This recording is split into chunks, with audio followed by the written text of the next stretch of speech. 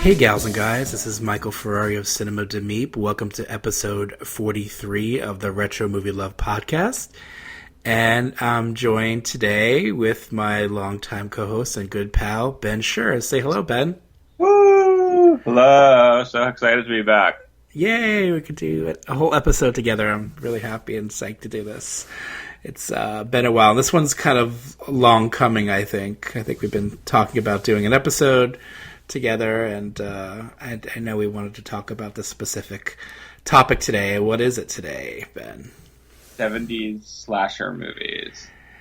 We love the 70s as much as we love the 80s. We love the groovy 70s. Oh, yeah. And we have some fun movies to talk about today from that glorious decade. That very decadent decade. Yes. And we'll do our best to get our dancing shoes on and our best polyester outfits. I know what I'm gonna be wearing to this disco. What are you gonna be wearing?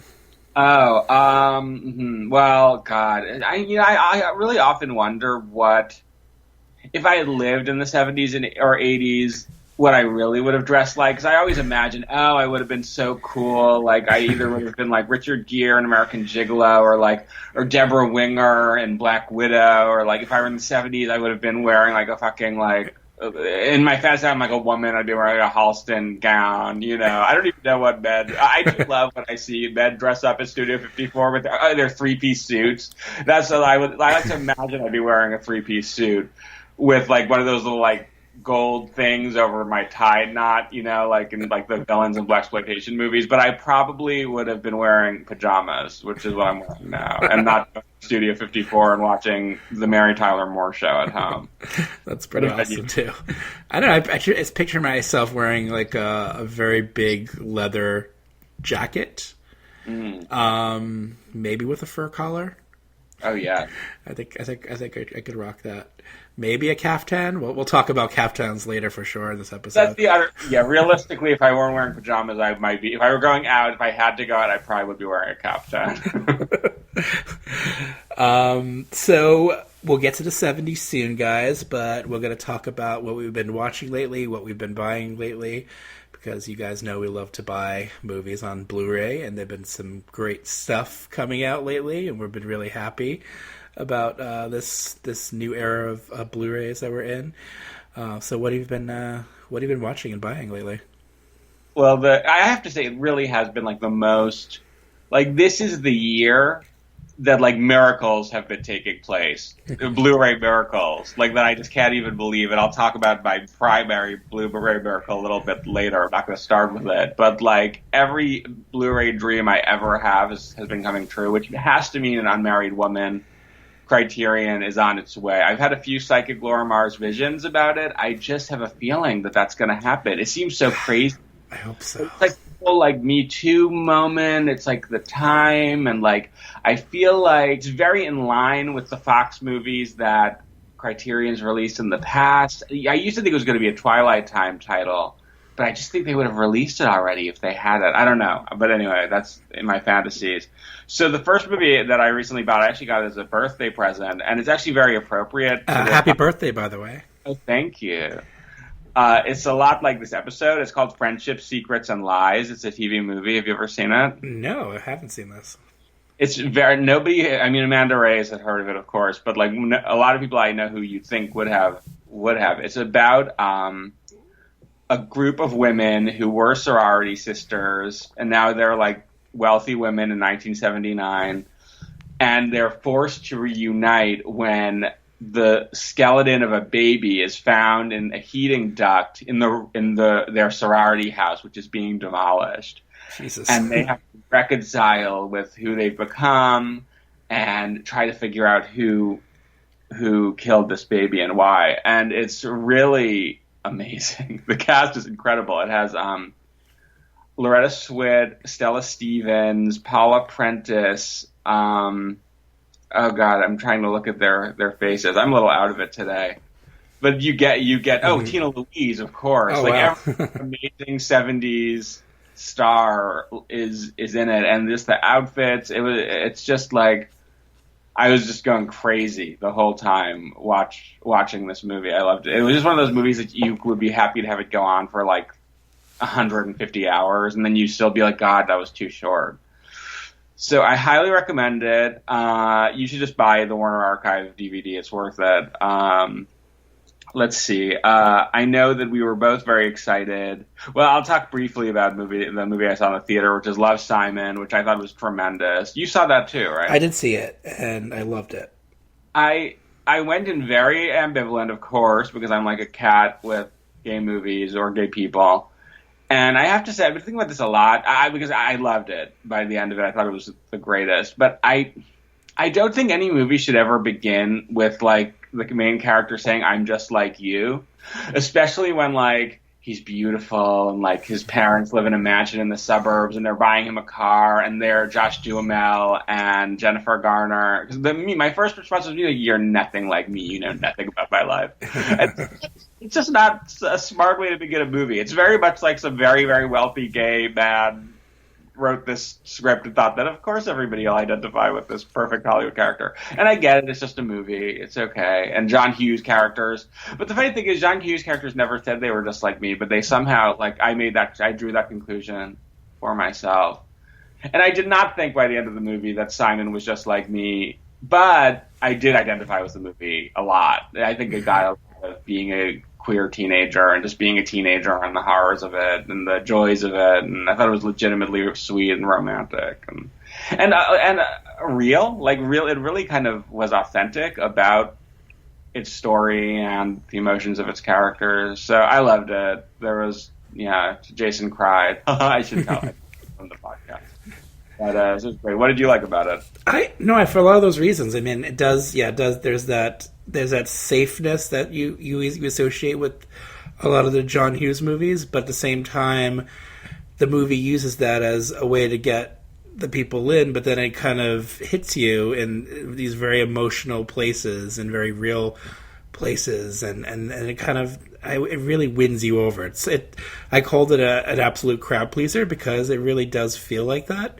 Yeah, I think by the end of the movie, the crowd that I was with, which was I'm in the suburbs of New Jersey, and there were a lot of younger people there, and everyone was cheering throughout that movie, which I thought was absolutely phenomenal to be in a movie theater with a packed audience and cheering through a movie. I just haven't seen that in so long. Yes. And you felt it. You really felt those feelings along with you had a shared experience with the crowd, which I thought was really, really great. And I just love that the movie did that. I love that the filmmakers were willing to do that at this this time period of this point of time right now. I love that. It reminded me a lot of how romantic comedies used to make me feel that way, like, all the time. And instead of, like, mainstream romantic comedies. And I was like, wow, like, what happened? And I Facebook messaged what I'm about to tell you to a total stranger accidentally, which was great. But I won't spoil it, but it reminded me a lot of Never Been Kissed, just in the euphoria of it and, like, the Hollywood magic of it. And I just hadn't felt that way in so long. And I remember when Never Been Kissed came out, I saw it in the theater like 5 or 6 times, which is crazy looking back that I ever had time to do something like that. But I loved it so much. But then the last time that I saw it, this is going to be a depressing story. At the end, when Michael Varden comes to kiss Drew Barrymore on the baseball field and the Beach Boys song is playing, I had this like devastating feeling. I was probably like 14 or 15. Like, oh my God, I'm never going to be included in this narrative. There's never going to be a movie like this about me. Like, I'm going to be alone. Like, all my like gay teenager self-hatred moments, which I didn't feel that way all the time, but you would have those moments. And then I forgot, I actually never watched that movie again, even though I saw it so many times in the theater, because I just had that profound pain at that moment that I hadn't any of the first 4 times. But then watching Love, Simon, I was like, oh my God, that Never Been Kissed moment. Like, this is that for me. And like, I am included in that narrative. And I'm like, it's so weird to be like 35 years old and having that matter to you. It's just interesting. Like, but it did. and that makes me happy for like the young people of today. But then again, they don't. Then not only are they getting like any movie like Never Been Kissed about straight people or gay people, but that it is about gay people. Now let's have some more about like straight people and gay people too. Just more movies like this. Good romantic teen movies, please. I feel like this will definitely usher in more good teen films. There have been like once in a while there's the occasional really good teen film like an Edge of 17 type of film, and I need to see that. Yeah, you need to see that. That's a really special film. I could actually pair them together for an Instagram thing because I felt like they both are very special and they have a lot of personality on their own, and they're similar in certain ways. So I think you should check that out. So I feel like there is this wave coming of good teen films. For a long time, I was bummed out because teen films were on the outs, and you just weren't getting any good films. You were getting like teen dystopian films for a long time, which were no fun for me. But this is the perfect teen movie in my opinion. It may not be about people I can completely, I see myself in that situation because, like I said, there are like wealthy, healthy, wealthy suburban people, but at the same time, the writer and director was very wise to make you see yourself in them. It was just very smart and so well made. So I urge you all to check it out. And so hopefully Hollywood will make many more pictures like it. And Lady Bird, of course, is another one recently that was, it wasn't like a Hollywood teen movie, but it was another teen movie that I'm happy it exists. Oh yeah, exactly. I think I'm gonna I think it would fall in the teen movie section. I haven't put it in my DVD section yet, but I would definitely put it in the teen movie section because that's what it is, and I think it's a really good one too. Anything else that you want to talk about? Oh God, I haven't even gotten to like my whole recently. Oh yeah. Maybe we shouldn't even go through every single one because, maybe I'll just say a sentence about each one and then you can respond to whatever interests you because it won't be doing it forever. Sure. But I know we were both, let's talk about Angie because I know we were both very excited to revisit this on Blu-ray and I think it's an important shared title. So that I think we should devote some time to. Sure. I hadn't seen Angie since it came out in the theater either. Another movie, like, watching it now, I'm like, what? This was in the theater, and I went to the mall to see it with a crowded group of people, normal people who wanted to go see it, and everybody, like, loved this movie. Like, how have times changed so much? But I was kind of worried, because I heard over the years, oh, it's so bad, oh, it's disjointed, it was a disaster, it was re-edited, blah, blah, blah, blah, blah. So I was afraid, because I loved it when I saw it in the theater. I loved it. I remember just roaring, laughing, and being so engaged. So I was worried I wouldn't like it anymore. But then I watched it again on Blu-ray, and I was like, this is amazing. I love it just as much as I did then, if not more, because now there's a nostalgia element. Mm-hmm. It is crazy. Like, at the last... I think the first hour of the movie is just legitimately really awesome, and I have no complaints. The last maybe, half an hour, things go really nuts. I'll just say the breastfeeding scene. I was like, wait a minute, what just happened to me? And it does seem like things were maybe cut, and suddenly a whole other movie happens in 20 minutes. It was still really moving, and again, it felt emotionally authentic. Angie's journey. Gina Davis is just flawless, of course, but it's really a great. I mean, she didn't always get to carry a movie totally on her shoulders in that way. I feel like she often ended up stealing the movie. Right. But it was really great to see her in this epic role that just totally belonged to her. And I thought it was basically I was like, this movie's perfect. I have no complaints. And my God, what a nice memory of just the 90s and mid-90s, early 90s New York, and seeing Cliffhanger playing on a marquee in a movie theater. Just there was so much about it, and all the clothes. I was like, oh yeah, I remember when everybody dressed like that. It was really a trip watching it. I really thank Kino Lorber for that treat of a Blu-ray. And I watched a fair amount of the extras, which are extensive. Yeah. I don't know. I've got such a Laserdisc edition. But they were really fun, too. That movie theater was the movie theater I frequented growing up. Did you see Cliffhanger there? No, I didn't see Cliffhanger there because Cliffhanger didn't play in that theater. Trickily enough, it played the theater that was up the block from where I live. This was the theater I would go to quite often, and Angie actually played there, and I saw Angie in that theater. That's awesome. That must have been very exciting. It was very exciting, and the people in the theater were very excited when they saw that scene. We were watching the scene of them outside the theater, and everyone cheered. Seeing that movie, imagine seeing that movie with a crowd, like a crowd, Bensonhurst crowd, and it's right, completely packed, and people were really into it.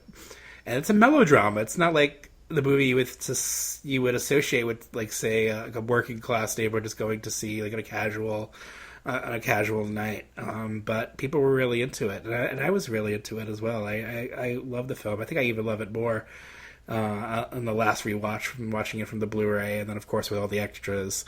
I think Martha Coolidge is a class act, and I just love what she brings in her point of view.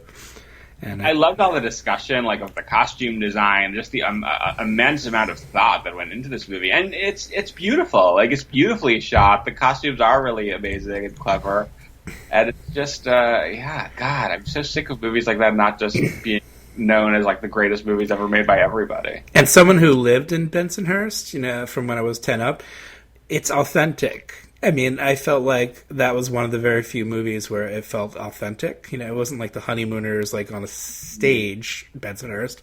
It felt like a real place, and they actually did film in real places. And if they didn't film in real places, they actually meticulously recreated actual houses and apartments in Bensonhurst on a stage. That's so awesome. Which is really cool. I thought that was really, really great. Love and that you've seen people like that all the time. Right. Yeah, they were. Yeah, they definitely were there. So everybody should buy Angie. Best actress of the year next year at the Oscars goes to Gina. I bought, I'll say, a line or two about Giorgio Moroder's Metropolis. I'm going through a major Moroder moment, and I know people complain about this movie and say, like, it's a blasphemy to film preservation, but I think it's the best version of Metropolis. Granted, I haven't seen the recent, like, 3-hour version that they released, but I just can't imagine ever wanting to watch another version because I love the Moroder version so much. And even though the score is incredibly 80s, I think that's really matches the Metropolis aesthetic. So I think it's perfect, and I think that that should be the only Metropolis that's allowed to be screened. Do you have any thoughts on that? I haven't seen that. The last time I watched that was on the Vestron VHS, like forever ago. So I would need to rewatch it on the Blu-ray to really give my opinion on it. It's been so long. And I had the Vestron VHS, and it didn't make much of an impression. But watching the Blu-ray, the print is beautiful, and you really just, and it is an amazing, beyond belief movie. But some of the music is just stunning. Pat Benatar has a song on it that's so mind-bogglingly beautiful, and her voice, like, rarely, she sings high in this way that she doesn't usually, and it's just, it like blows you across the room. It's so great. And sadly, that version isn't on the soundtrack for reasons I don't know. Okay, so I love Moroder Metropolis. And Jessica, I know you're kind of mad on this movie, but Night Kill with Jacqueline Smith I bought, and I found it to be a hidden gem for people who like kind of mediocre 70s thrillers about women in peril. And I actually thought it was really kind of scary and unpredictable, and it was also, like, very mediocre in 70s, and, like, but in a good, you have to movies mediocre, but in a way that, like, you don't want it to be anything more than that. I wish there should be another word, like, just very... very maybe typical in its style. It has but the thing is, people talk about it looking like a TV movie, but it has some real visual style on the Blu-ray that I was surprised by. I was kind of really impressed by some shots, so I loved that.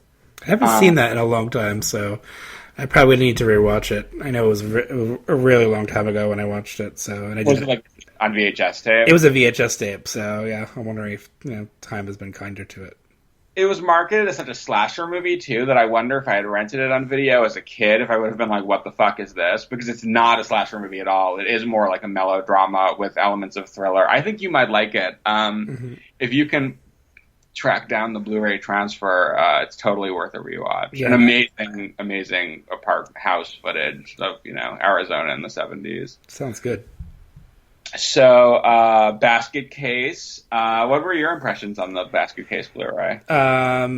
Probably probably the release of the year. It was so the extras were so mind-bogglingly, but they were just so amazing and so extensive. Yeah. I was pretty blown away by it. They were so heartwarming. Mm-hmm. Like, they just made me so happy to hear about these people these friends getting together to make this a truly astonishing movie. And the restoration, I just think, is incredible. It's interesting how different it looks from... I don't have the Blu-ray from Something Weird, but from this DVD of Something Weird. Like, the colors are so desaturated on this version, but it looks much more like what I remember from watching it on TV originally. Mm-hmm. So it's kind of fascinating to see it. I want to rewatch the sequels now, because I saw part 2 and I really hated it back in the VHS days, because it was so different. But I wonder if I'd like it now.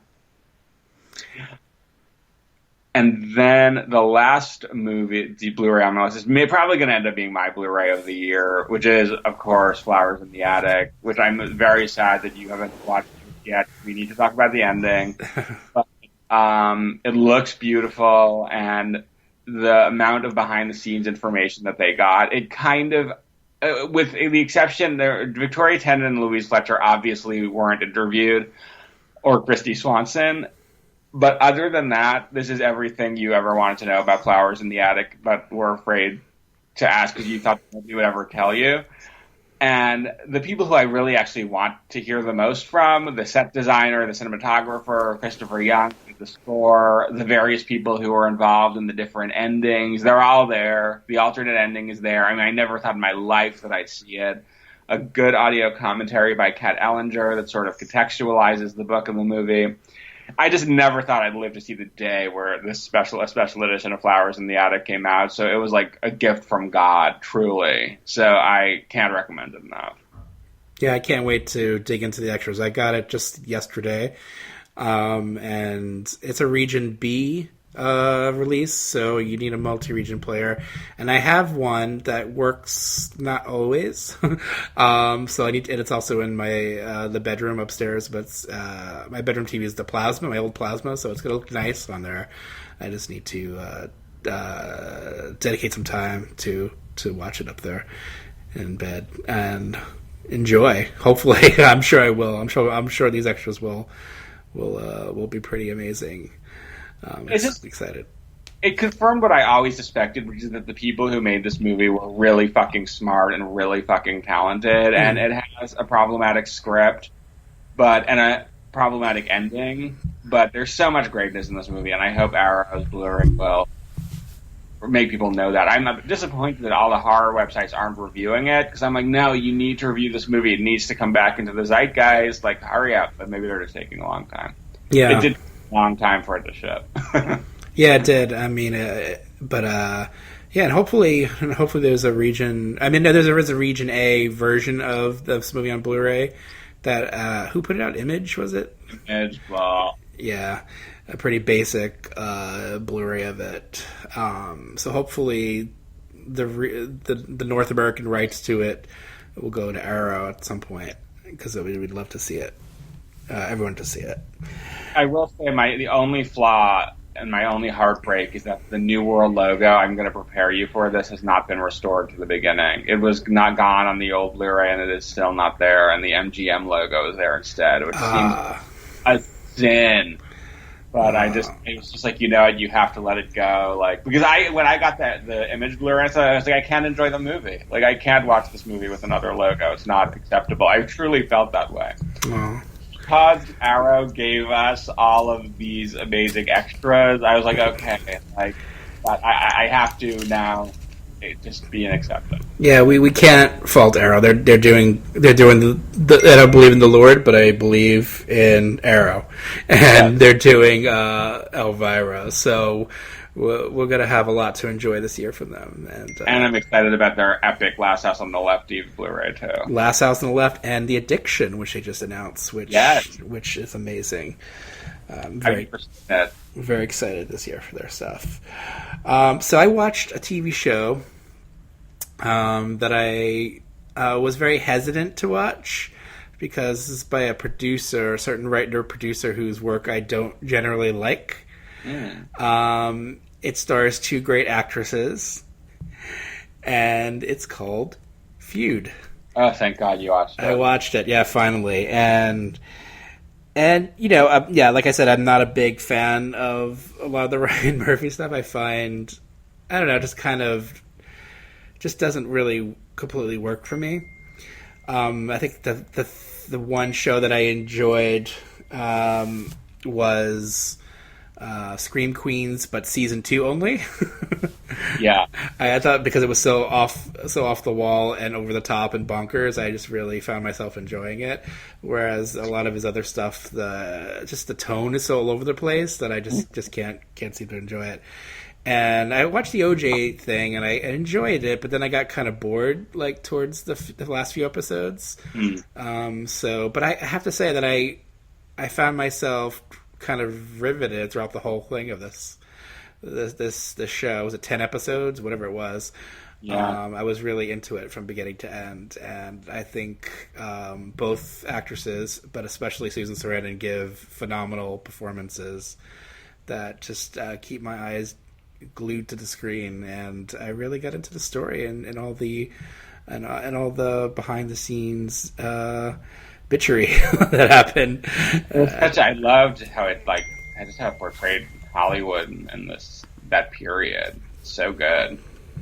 Mm-hmm. I just was really, I just really enjoyed it. I thought it was really good. I thought it was more well thought out and well written.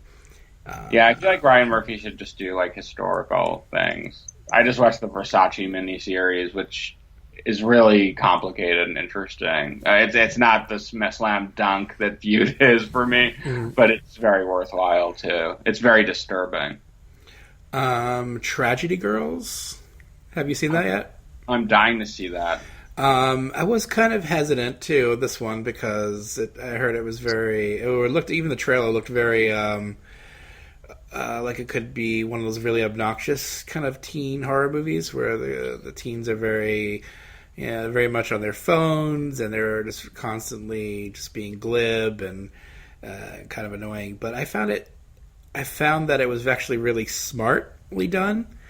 And I found it to be actually pretty funny. And it gets pretty bonkers and it gets pretty dark in terms of its humor. But I found myself laughing through it, even though it's violence and teen violence and murder in high schools and all that stuff that might upset some people. I just found myself really just enjoying it and just maybe turning my brain off a little bit and just enjoying the heck out of it. And I thought the two lead actresses were really, really good. And it's definitely a movie that I gave it a chance, and I just bought the Blu-ray after renting it, so I'm going to dig into the extras soon on that one.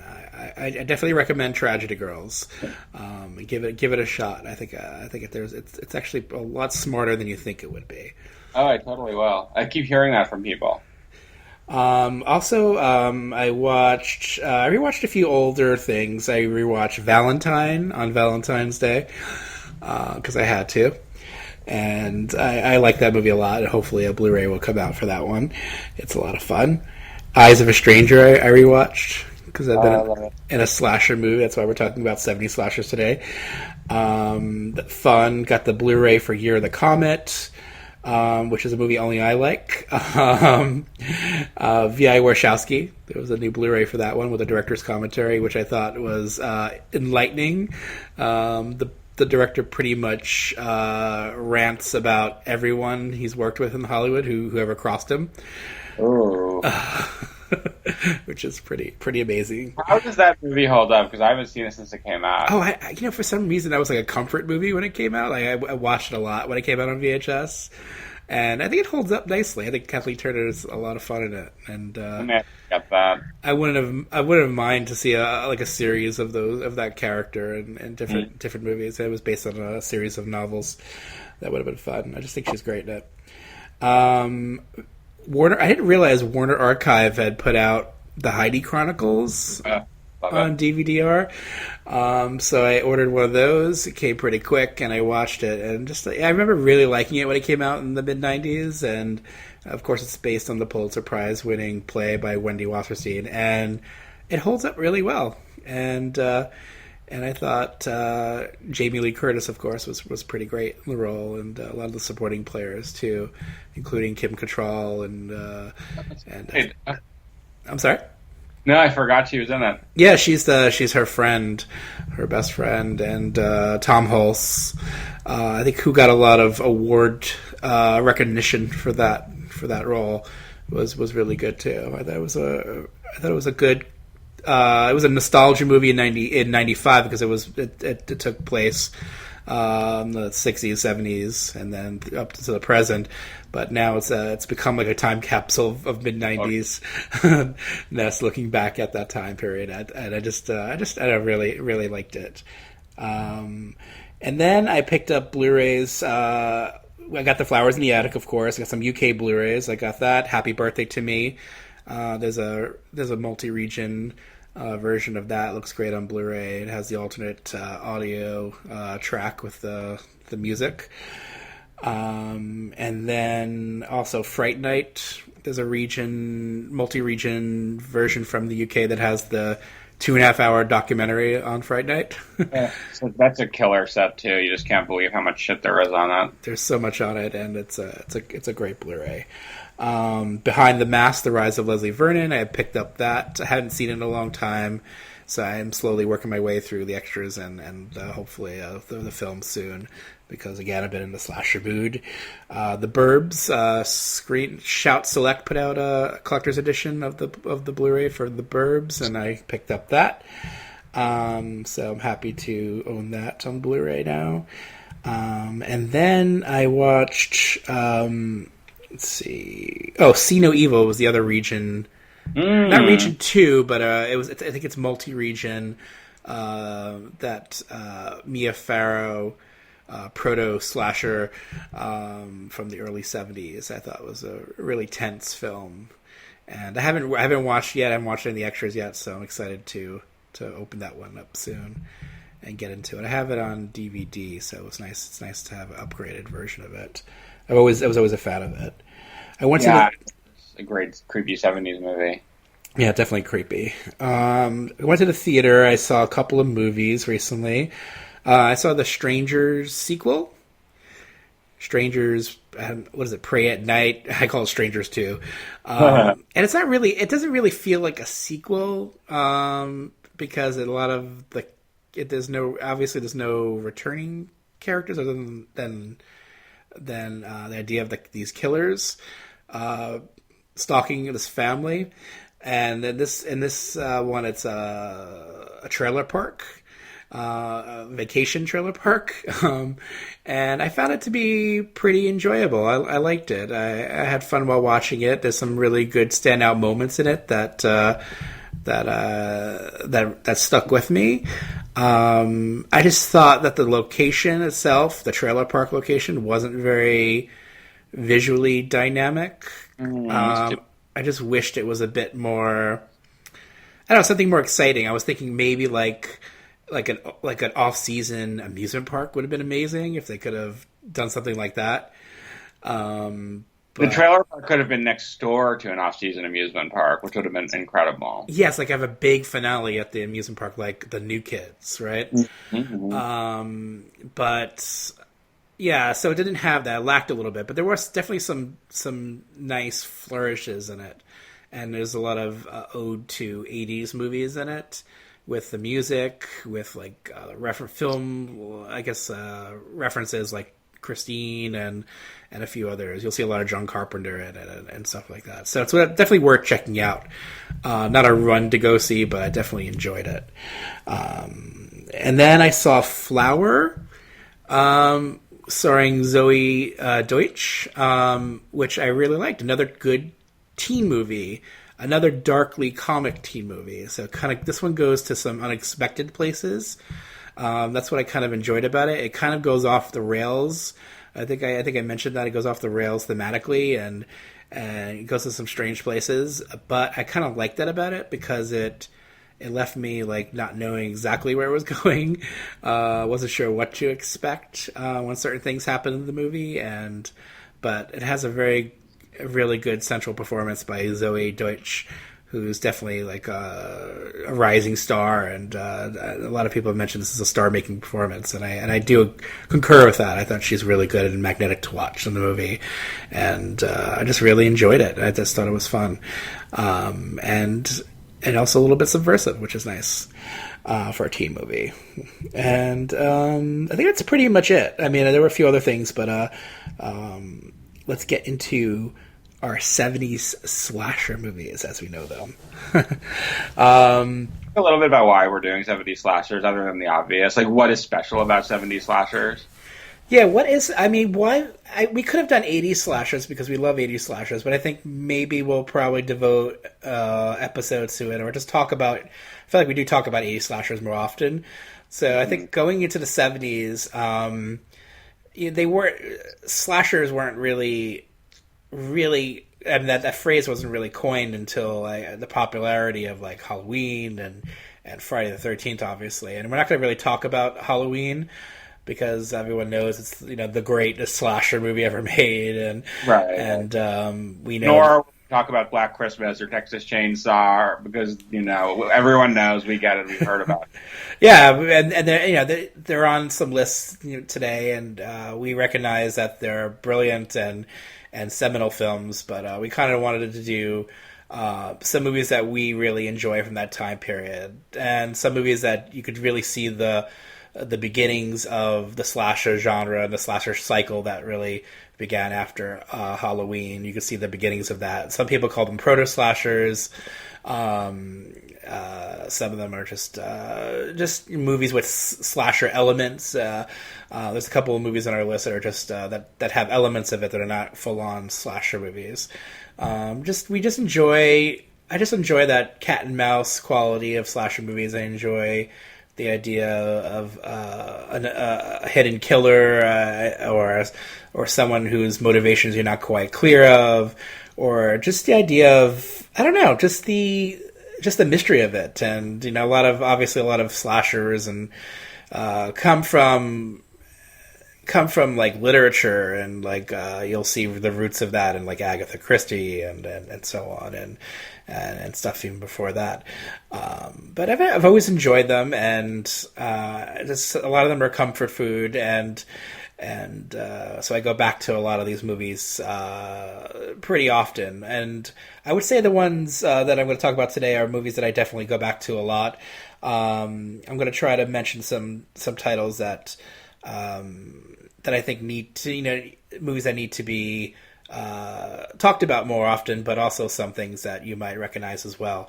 And I just love all the tapestry of 70s films in general. You get all these kinds of interesting moods and atmospheres that you don't see in contemporary films, of course, and even in films in the 80s when things got a bit more slick and Hollywood dies, even though they were a lot of the slasher movies were independently made, but they were trying to kind of copy the formulas that are more in more established films. But these 70s slasher movies were, they're at their beginnings, so they were just kind of making it up as they were going along, and you get to see experiments and some grooviness and all the great fashions, and so it's like a perfect cocktail for me of what I like about movies from that time period, and seeing it in the horror genre, which we hold pretty dear to our hearts. What about you? What about 70s slasher movies that draws you in? Yeah, I mean, you summed up a lot of my feelings. I feel like when Halloween, and then especially Friday the 13th, were such financial juggernauts in the 80s, the slasher formula was kind of like it was solidified. And there's still variation in the 80s slashers, and of course we love a lot of them. But in the 70s, before Halloween, it was like the Wild West. And this kind of concept of a slasher killing people is just apparently universally, like, of all time interesting, because even in the 30s you see examples of it. But I love 70s slashers because they tend to take place in very varied environments. That's one thing. even more so, I think, than the 80s. There's a real just swing in the levels of budget and prestige. Like in the 70s, there were a lot of like fancy slasher movies, which there were in the 80s too, but they didn't take themselves as seriously maybe as the ones in the 70s did. And I just feel like slasher manifested itself in a lot of different big genres in the 70s in a way that it's less true in the 80s. And you could say that there was more genre blending in the 70s in general. And then, and of course, everything you said, does, you know, the 70s slashers really, they were trying to take place in a current time and place that would be relevant to audiences. So in some ways, they were unusually amazing time capsules of the times and places where they take place.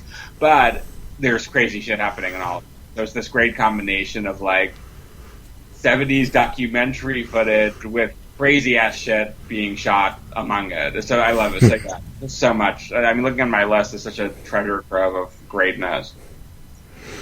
All right, so let's get right into it. Here's the trailer for we're gonna do top fives. I'm gonna do I'll probably do like a little 6 to 10 because I had so many spillovers. But we'll get into. Actually, I'll just talk about some of them now before we get to your top 5. There's some movies that I really like that I wanted to mention. My number 10 was Savage Weekend, and I double featured it with The Severed Arm, which are very 70s movies and very gritty of that time period. I really like those. Mardi Gras Massacre, number 9, because New Orleans, because mustaches, lots of mustaches in that, and lots of disco dancing. Number 8, I have it. My Brother Does Bad Things, which is also known as Scream Bloody Murder from 1972. That's a hidden gem. I have it on VHS. Number 7, Welcome to Arrow Beach. And number 6, The Toolbox Murders from 1978. Not to be confused with the Tobe Hooper Toolbox Murders from later on, which really wasn't that much of a remake. I think it was a name-only remake, but big fan of it. All right, so let's get into your number 5. Here it is. Come to the class reunion, but only if you have a craving for terror.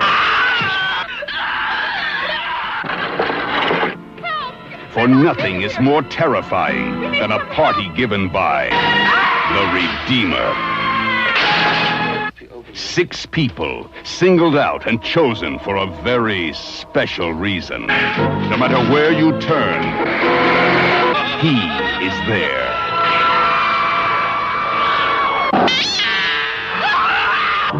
No matter how far you run, he will track you down. No matter how you scream, he will continue to gather the souls of those who have sinned. With the hand that bears the mark of the Son of Satan, the one called the Redeemer. First, the Omen. Now, the Redeemer. I actually can't even believe there is a trailer for the Redeemer, even though I think I've seen it. It's like this is one of those movies where it just was a real another time and place when this movie could have played at any kind of a mainstream theater, even if it was like a drive-in theater, because it's just so batshit crazy. I feel like this has been covered on a fair number of podcasts, or maybe just The Hysteria Continues, which I feel like, well, if they talked about it, then why do I need to? But I will, because, I don't know, I probably have something to say. This is just a classic example of regional filmmaking and how batshit it was. It's about a class reunion, or like a fake class reunion, where all these obnoxious people are invited back to their school, thinking it's a class reunion, but really they're just being invited for this satanic, like, beast person who might have been like a kid they did something to when they were young, who became a priest, or he might be like Satan in the form of a child. He puts on a lot of costumes. You don't really know. You're not really sure what or whom the Redeemer is, and that's okay. It's a great location. It looks like they got an actual school. And it has one of my favorite kind of subplots where they get to this place and it's all like decorated and like there's like a feast waiting for them. And like, but then when they get in the school, like all the doors are locked and they can't get out. That's so scary to me. And it freaks me out. Also, I like wonder about what was in that food they were gorging themselves on that was prepared by the Redeemer, who also, by the way, like kills people and like makes their face into masks or like covers their face with glue. So slowly it gets more and more bizarre as they're killed one by one, sometimes very disturbingly. People often comment on how mean-spirited this movie is, and it is, especially the woman who I think the Redeemer thinks is like a slut who he like killed by like burning off the makeup off her face. I mean, it's terrible. But and I love what the movie does with the space of the school. Like, it becomes more and more disorienting, and it starts to seem more and more like it's just like this crazy wonderland of horror. And finally, the Redeemer like shows up on the stage of the school auditorium wearing a crazy mask and does this weird show with. He has like a co-star. It's like a little person, like he did with this other person who you never see again except on this weird performance he does, and then kills everyone. It sounds as crazy as it is, and I love it. I think the Redeemer's mask in the school auditorium scene was like possibly ripped off by the Saw movies. It looks really a lot like it's very similar. Yeah, Saw. It was remarkable. So it's really bizarre, this movie, because it's very dreamlike. It's very creepy, but it's kind of. Is it campy? I don't know. It's like nothing you've ever seen, but it's kind of like a what the fuck movie, you know, which I always like.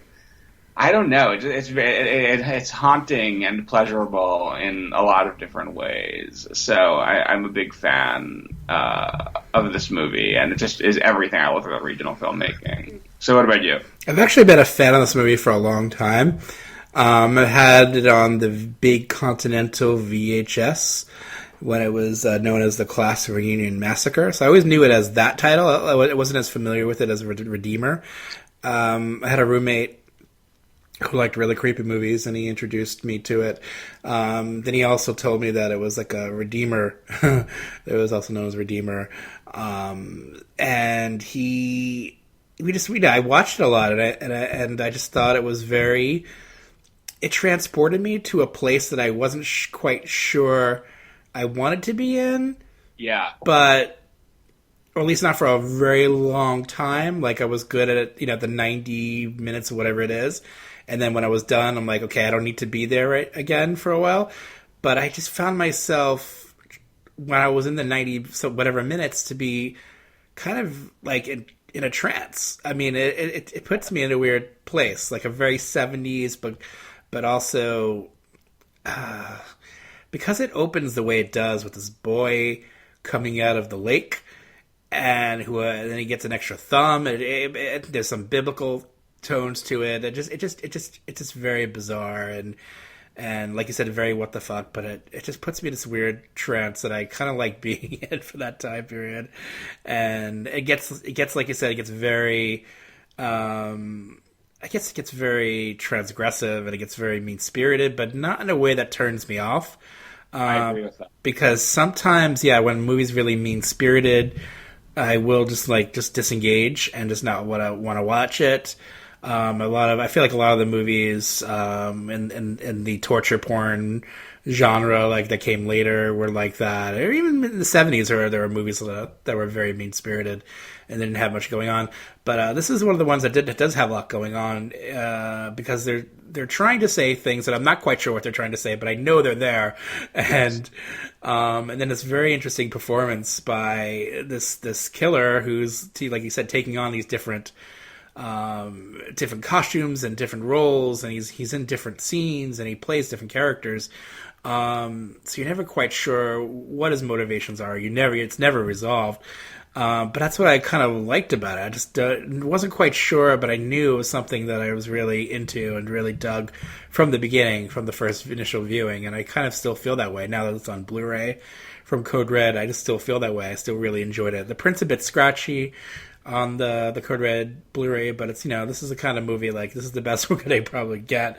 I mean, unless someone finds a really pristine print that they out there. But it adds to the charm, it adds to the 70s-ness of it.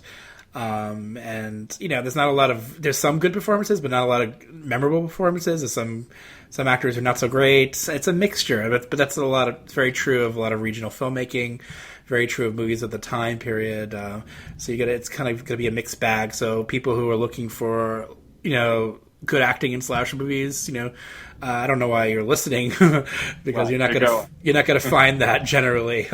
There's gonna be some exceptions to that. There are definitely great performances in some slasher movies, but you don't go into them with that. Looking for that. You go looking for the kills and the mystery and even though the mystery is not quite resolved in this movie, but you do get the satisfaction of watching.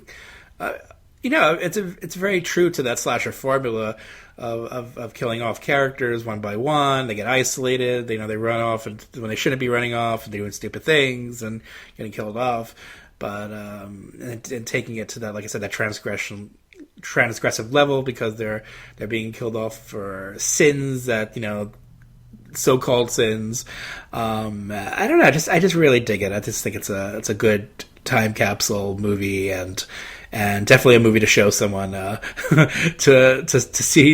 get their reaction out of it.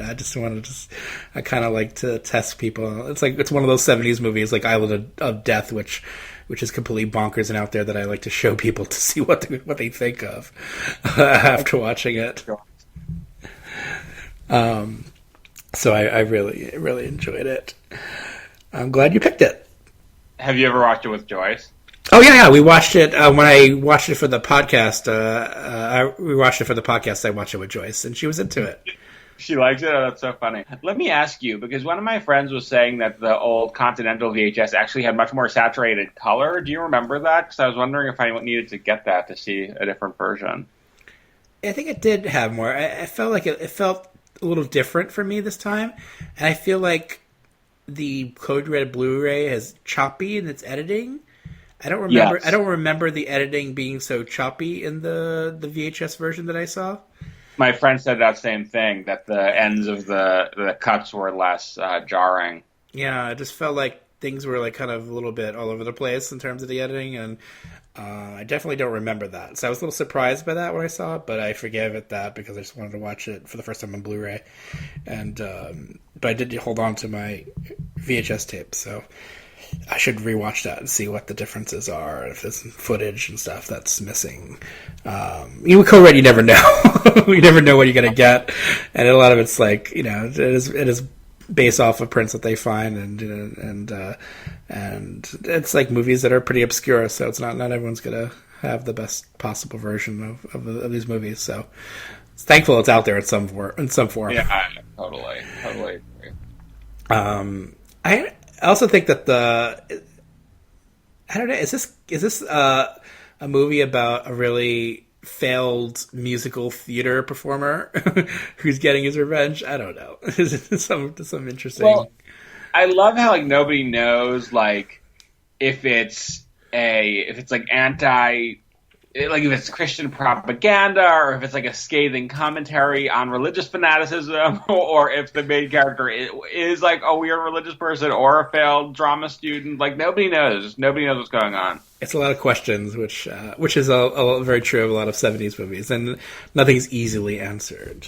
No, which is nice and crazy. I'm going to read off some lists. I have a big one here from David Johnson. Before I do that, just to mention that movies we're not going to mention again, just to reiterate, because they're either popular or actually these are movies we previously covered.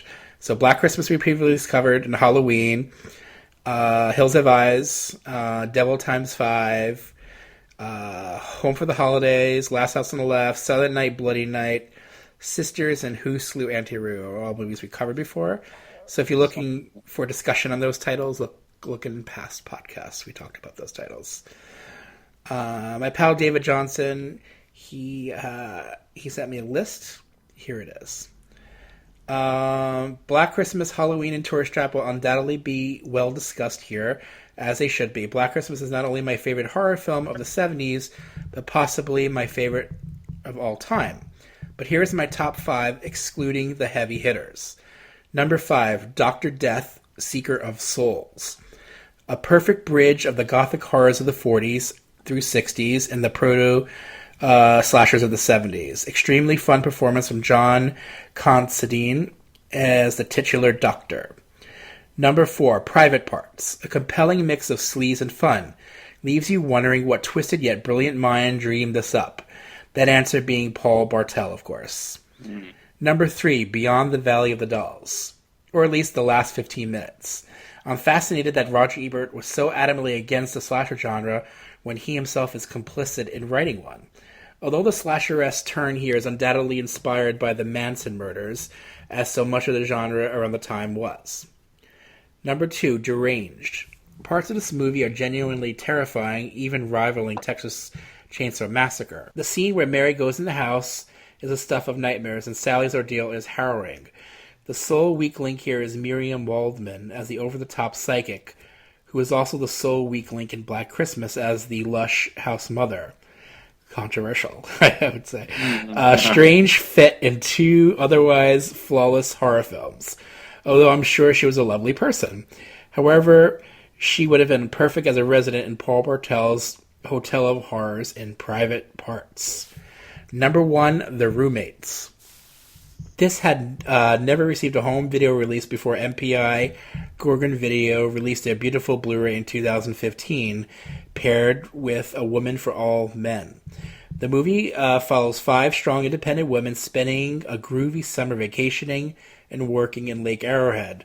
Unfortunately for them, a killer shows up to spoil the fun, punctuating the film with extremely jarring slasher movie stalk sequences, capped off with a feel-good ending that leaves you wondering what adventures the next summer may bring. The Roommates is one of the best film rescues that Blu-ray format has ever given us. Cool. Wow. Some of these movies, my God, I haven't seen any of them. Kind of want to see that on Blu-ray now. Yeah. Jeff Nelson of Scream Factory wrote in, from the 70s, huh? Halloween up top, of course. Black Christmas. I'd throw Eyes of Laura Mars in there. Tourist Trap. Blood and Lace is a pseudo-slasher, but I'm also torn with Drive-In Massacre, Mardi Gras Massacre. Both are too fun to not be included. Let's get into your number... Wait, you did number 5. I'm going to get into my number 5. Yes. This is the Holy Terror trailer. The misleading Holy Terror trailer. Here it is. Brooke Shields in Holy Terror. Alice was too old to play with dolls and too young to make love. Brooke Shields, as you've never seen her before. She was too beautiful to play with boys and too young to play with men. So Alice began to play with death. She's made repeated requests that the kid see a psychiatrist. She has a knack of making things look like accidents.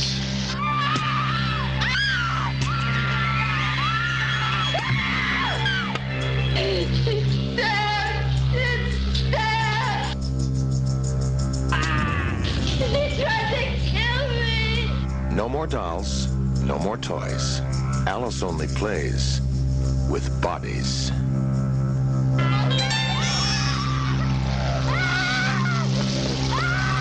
It's too late to save her.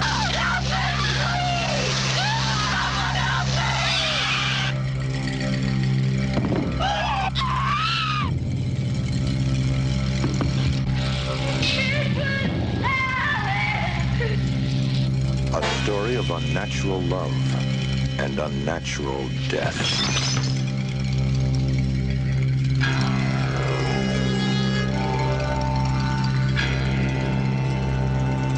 Brooke Shields in Holy Terror.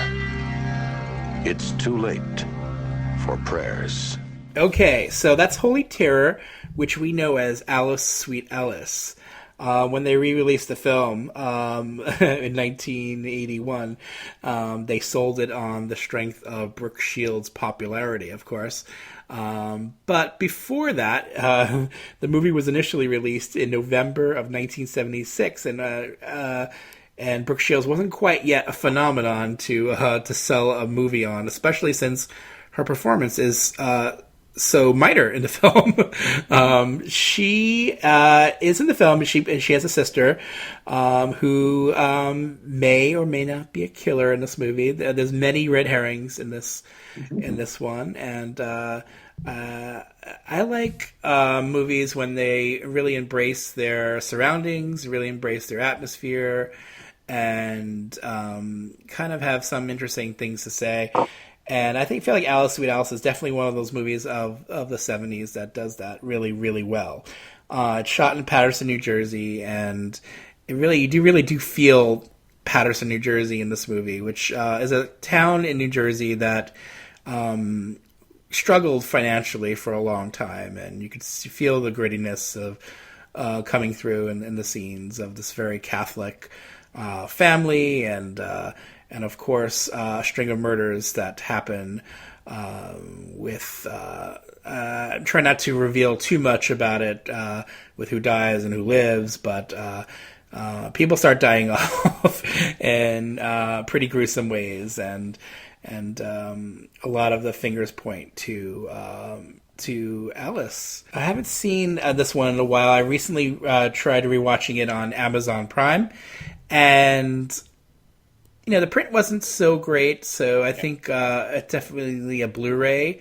I think 88 Films is just put out a Blu-ray of it. Yeah. Which I need to pick up. I would like to see this movie in a better transfer to really enjoy its atmosphere even more so.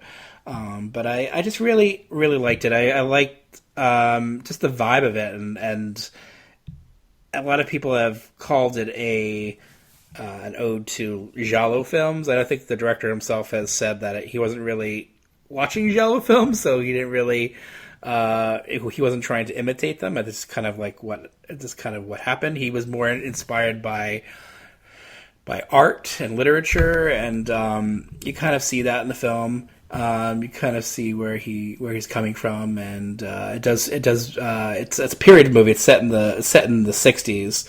It was made in the mid to late 70s. So you kind of get that vibe that he's going for, and of that time period, and some really crazy overwrought acting, which can be found in this movie, which I actually found kind of slightly annoying when I was younger. I thought some of the hysterics of the movie were a little too much, but now that I've rewatched it, I feel like they work. They would be a really distraught mother if something really bad happened to one of her children. There would be characters who are kind of just torn apart by circumstances that happen in this movie, and I just kind of found myself really siding with the characters and understanding where they're coming from in certain places. I just found myself really, really into it and really enjoying it. I went to Paterson, New Jersey recently to find some of the locations of the movie, and some of them still stand, including the house where they live. And it is very, I would say not quite, I wouldn't say it was nicer in the 70s, but it was definitely cleaner. You get the sense that it's a bit more trashed these days.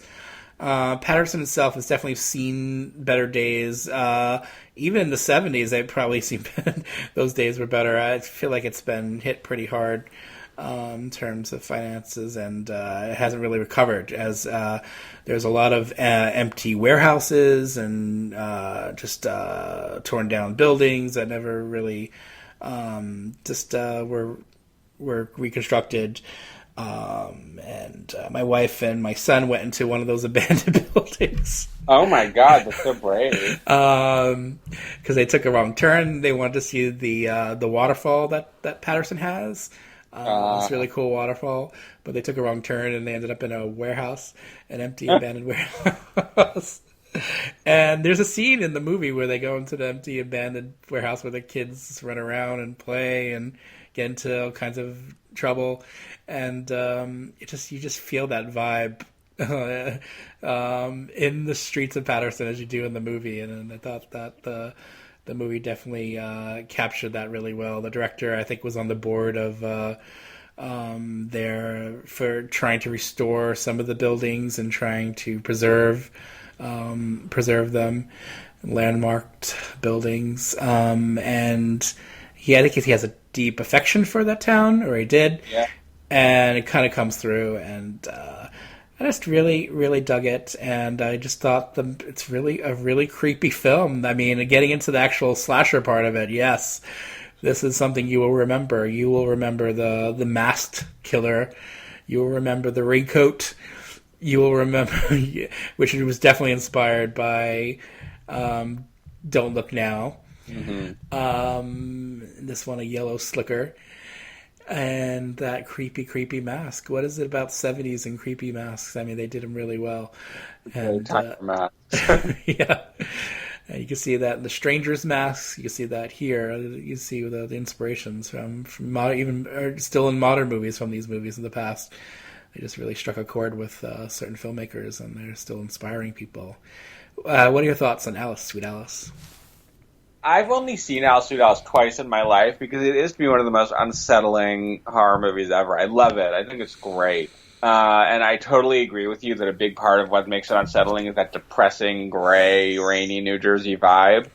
And histrionic acting, it does add a level of making it disturbing, even though I could totally see how you'd be annoyed by it. And I have to give a shout out to Linda Miller, who plays Alice's mother, who also played Jill Clayburgh's beautiful bipolar friend in An Unmarried Woman, and apparently was married to Jason Miller, the cute priest from The Exorcist. Who knew? So I like her in the movie. And sometimes I do like it when a character in a movie is just totally fucking histrionic over a trauma that's happened to them, because, I always think that's probably what I would be like. I don't know if something like that happened. There are images in this movie that, even though I've only seen it twice, on grainy bad transfers, because there are no good transfers of it. I'm really interested to see the Blu-ray. I just will never forget. There's an image of a scene in a church where a nun smells something terrible and makes a face, and it's just so disturbing to me that I just remember it. There's the scary child molesting, obese, cat-loving neighbor who, sometimes I'm like, oh, am I getting... I mean, other than that there's not an ounce of me that would ever think about molesting a child, but, the whole, obese, cats... never leaving the apartment, listening to records thing. I'm like, is that me? That really haunted me when I was a kid. It continues to this day. And that apartment building that they live in is just so fucking grimy and creepy. Just the way it really makes the Catholic Church seem very spooky and grotesque and just eerie. It's just a really it is one of those movies that makes me feel a little bit dirty. But it's beautifully. It's in a weird way. It's a beautiful movie. It's so disturbing, but it's so well made, and it is so obviously a passion project. And I do love the amount of passion that the filmmaker brings to that place. It's just nice when a filmmaker is celebrating Patterson, New Jersey, in their film by making a great horror movie.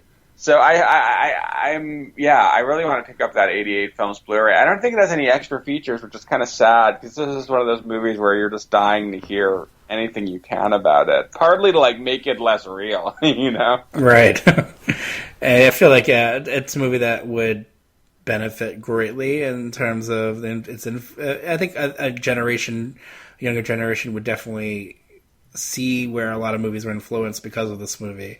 And understand it belongs to be mentioned with a lot of the great movies of the 70s, of horror movies, because it really is important and really well made too. I think a Blu-ray would definitely bring out more of its interesting slick qualities. And it has it's even such a gritty movie, but it's so well made. You can see the tracking shots and Yes. and attention to detail. That's a lot of the smaller. It was a relatively small budget movie. It was made for $340,000, so it was not a lot of money. But someone definitely put their heart and soul into it, and like I said, a passion project, and it comes across really well. I actually saw this in the theater. No way, really? Yeah. I went. I was taken to and you know where it played? This is the 1981. This is the later on when it was known as Holy Terror. It played the Lowe's Astor Plaza. Oh, no way! That's went to so many movies there. That's where I saw it on a big screen in the Lowe's Astor Plaza, the very big screen there. And I was kind of bored as a kid. I could see that. I was bored. There was definitely some terrifying moments, but because the overwrought acting in some places, even though I appreciate it now, I just didn't appreciate it then. I just kind of lost me, and it just wasn't something I wasn't into then.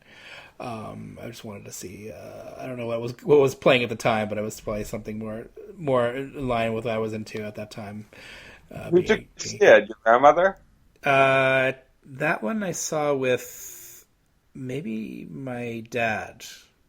Oh, interesting. Yeah, he was like in and out of my life around that period, and he took me to like whatever. I probably even mentioned I wanted to see it because I liked horror movies. I don't know, but by the time of actually getting to watch it, I was bored. But it was also just it was really close to where we live, so it was just there. It was just right there. Just something to see. It's so crazy to just imagine that movie playing in the theater. I always wish that the print would show up somewhere, but it never does. I have to talk about this movie, how it was in the public domain. So this movie in the 80s and 90s, you could buy on VHS tape anywhere.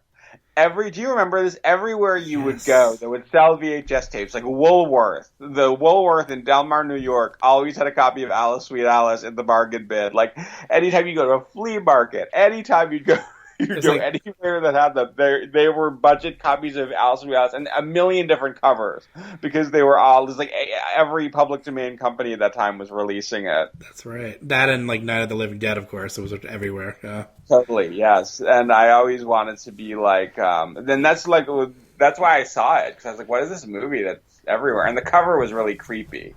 I think it was probably the original poster, too. It was just like a shopping bag pushed over with like a creepy mask and a knife, and then a little picture of young Brooke Shields on the back. Right. And like, what the hell is this? and then that re-release 81, they put her on the cover. They put her like a little picture of her right in the middle of it. And of course in that trailer they really play up the fact that it's like she's a star of the movie, but. Is it? And then making her out to be like some sex goddess, like, oh, Alice does naughty things with her daddy, or yes, something. It's so inappropriate. The whole ad campaign is so inappropriate. But can you imagine the poor perverts who went to see that movie? I know. I bet there were a few, and I probably was They deserve what they got. I was probably sitting close to them too. I'm thinking about it now. Yeah. Oh boy. All right. Let's move on to our... Can't believe we're only on number 4, but that's okay. We'll get there. Here's your number 4. Here's actually the Casey Kasem 1978 NBC promo for it. No way. So awesome. 1 week from tonight, she's young, beautiful, successful, and has everything to live for. But someone wants her dead. Hello? I'll find you. I don't give up. Lauren Hutton, David Burney, and Adrienne Barbeau star in a chilling tale of suspense and terror. A twisted maniac is at large. Can he be stopped before it's too late? Someone's watching next Wednesday on NBC. Okay, we're swinging way the opposite direction. If Alice, Sweet Alice was like pretty, playing in Times Square, like virtuosic but low budget, like amazing New York theater stage actors overacting and disturbing you forever.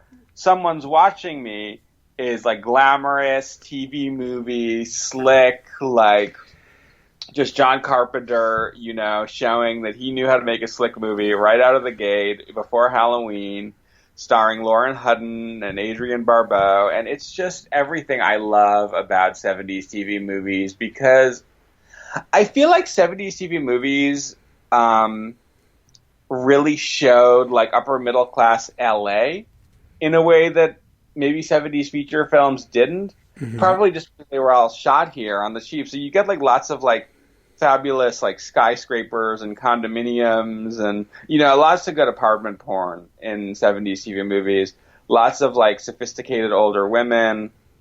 Lauren Hutton plays a TV producer who has moved into a new apartment. Is it one of those, like, I don't remember. I haven't watched it in a while. I feel like it might be one of those, like, smart apartments, like in Demon Seed, where, like, it's hyper modern and can, like, do her laundry or whatever. She befriends Adrienne Barbeau, who's also a producer, I think, or a sound technician at her local television station. She's a lesbian, totally not a big deal.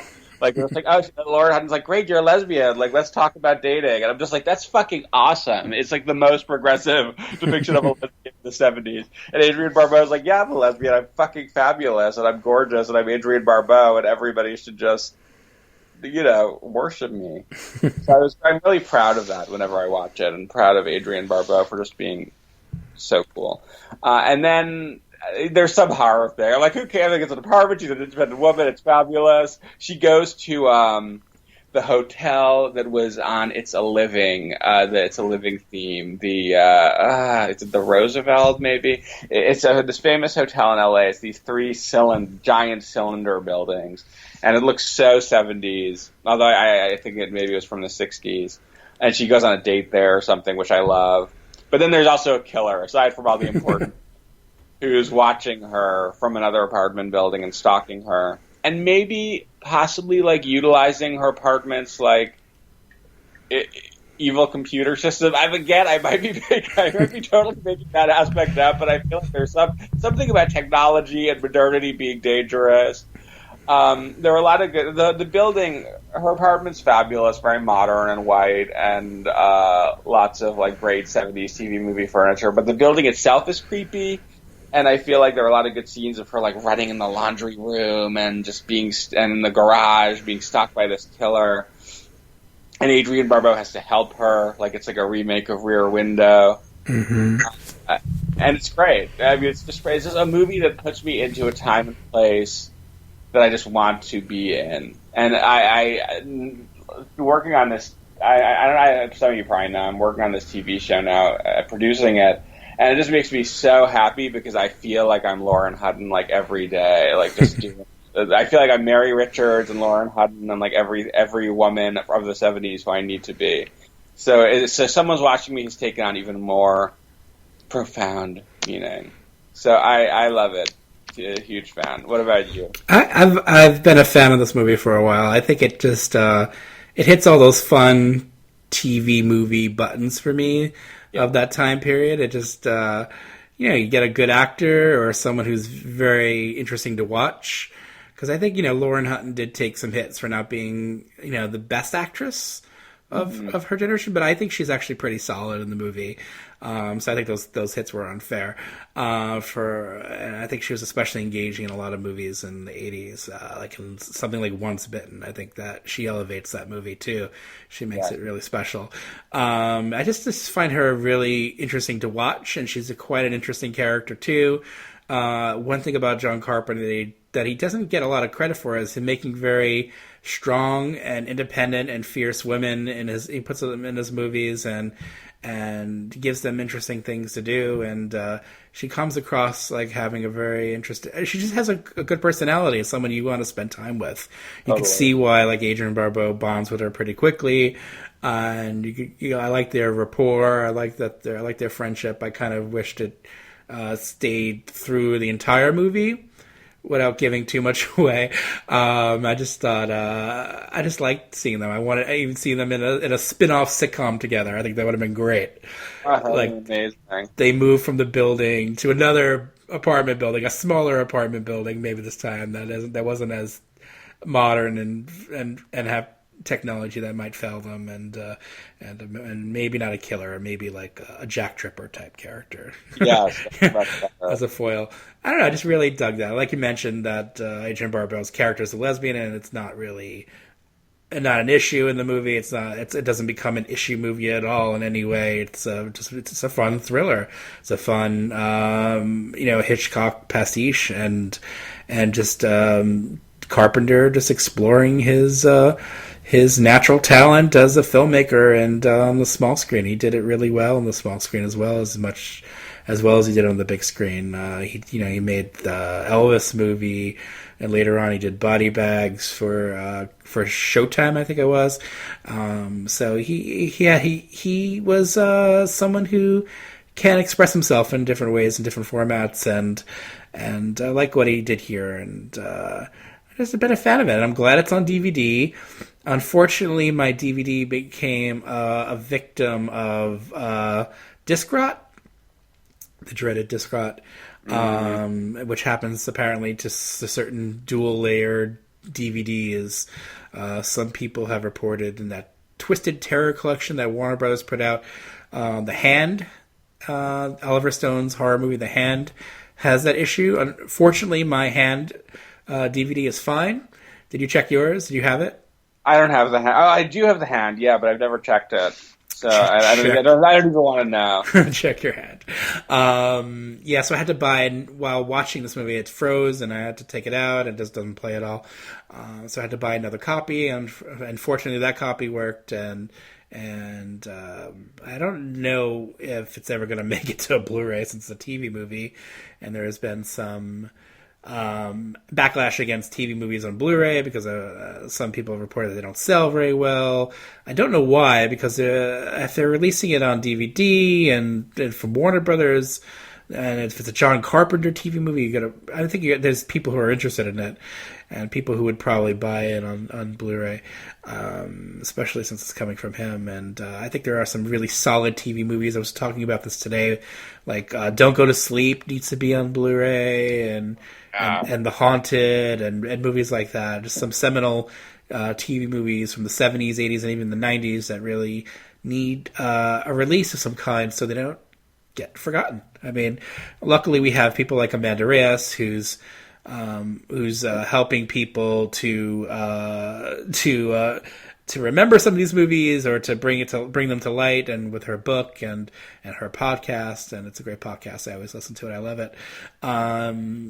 I think there are definitely people out there who love them and definitely will champion them, but we need more people who are fans and who are willing to give these movies a chance.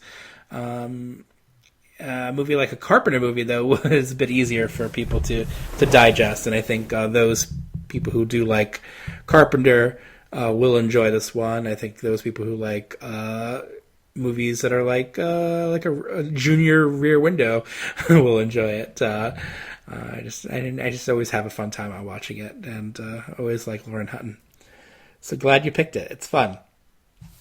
I think Lauren Hutton, it is interesting. I think the reason she gets such a bad reputation is because her big Hollywood movie was American Gigolo, where she just didn't get a good role. I mean, it was not a well-written, interesting character. She was very objectified.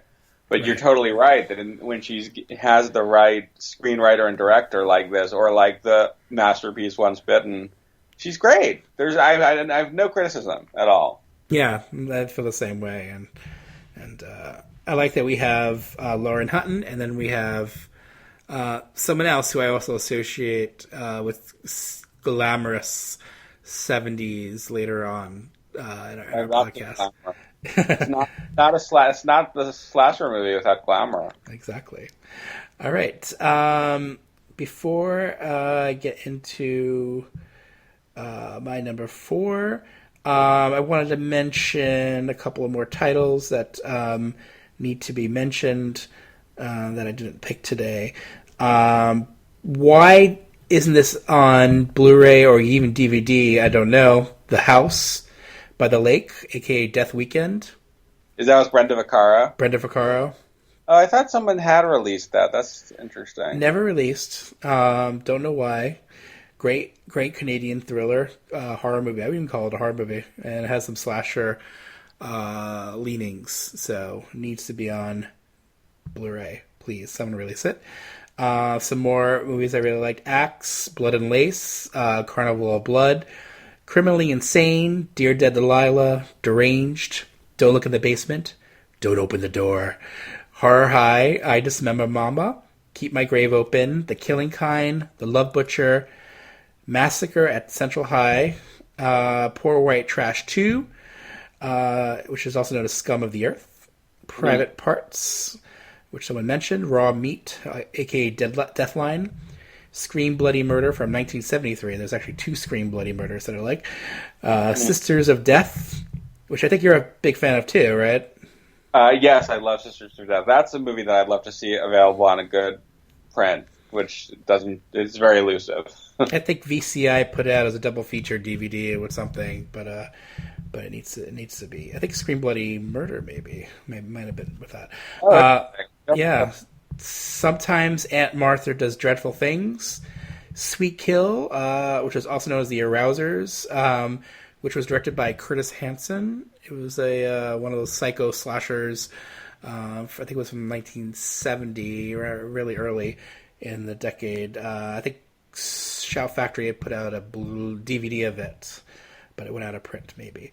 And I'm sorry? That sounds great. Yeah, it's pretty good. It's Tab Hunter. And The Town That Dreaded Sundown. All good movies that need to be mentioned. And I didn't even know were slasher movies. I didn't know Poor White Trash 2 was a slasher movie. I kind of lump it in with those. It's not quite a slasher movie, like some of the movies that were kind of playing fast and loose with some of the rules. Yeah. But it has some of those qualities, I think. Let's get into my number 4. Harry, the snake. How many people know that symbol? Do we have anything we can use as a weapon, Harry? Just the hatchet.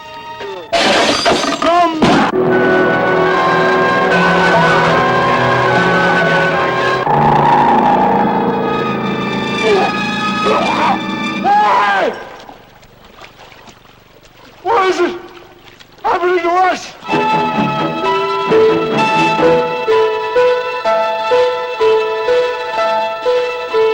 What are you going to do, Harry? Kill him. Kill him now! Ah! Come on! Come on! Come on! Come on! Ritual. Okay, that's the trailer for Rituals. So it was also known as The Creeper. It was released in July of 1977 in Canada, and then here in the States, December 8th of 1978. Now, this is a movie that I didn't see in theaters. It played here like on and off in different places. I know it played in Times Square in 1978, along with Message from Space, and then I think also Oliver's Story, which is a strange movie to have it paired with. Yeah, that's really bizarre. And I remember it also was double featured with Midnight Express. And at the Quad Cinema, it played alongside Interiors. That is crazy. Which is interesting. That actually weirdly sort of makes sense. I think a lot of it's maybe on the strength of the actor Hal Holbrook and his reputation. So it got some prestige in theaters like that. So it played in those theaters. It played in Times Square theaters. It played in different kinds of venues and drive-ins and all that sort of thing. It came to me a bit later on VHS, and I just I thought it was going to be like a Deliverance clone. And to some degree it is. I mean, it's like these doctors who go on this trip and then everything goes wrong, of course, with a killer on the loose and someone who's after them but don't know why. And they start getting picked off in very gruesome ways. This is one of the most atmospheric titles on our list. It really captures that that place. It really captures the wilderness, and you really feel like all the actors are going through this great pain and suffering. You don't feel like they're like hanging out in their trailers between takes. You feel like they're like camping along with everybody else, and going through when they go through the rivers, and you feel like they're really they're not stunt doubles. I mean, there probably are some stunt doubles, but you don't really get that sense that it's cheating in any way. This movie really feels authentic, and it really, I'm riveted. I'm really into this film every time I watch it. I just really feel for the characters, even though they're doctors and people whose morals are questionable. Thankfully, you have Hal Holbrook at the center, who you do instantly feel sympathy for, and you definitely feel like he is a bit of a leader, and he definitely guides these guys as they go through these traumas, and you're with him every step of the way. And I like the characters a lot, actually. I feel like even the the characters who are more dubious are very interesting to watch, like Lawrence Dane, who we know as the dad in Happy Birthday to Me, and funny enough, he directed one of my favorite movies, Heavenly Bodies. No way. Yeah. He's even good to watch, and you really you like him, even though he's a kind of gruffer character and someone who is always at odds with everyone. I just really like this movie. I think it's a really strong film. I think it's been underrated for a long time. I think it's gained a better reputation in the last few years, ever since Code Red put out the DVD.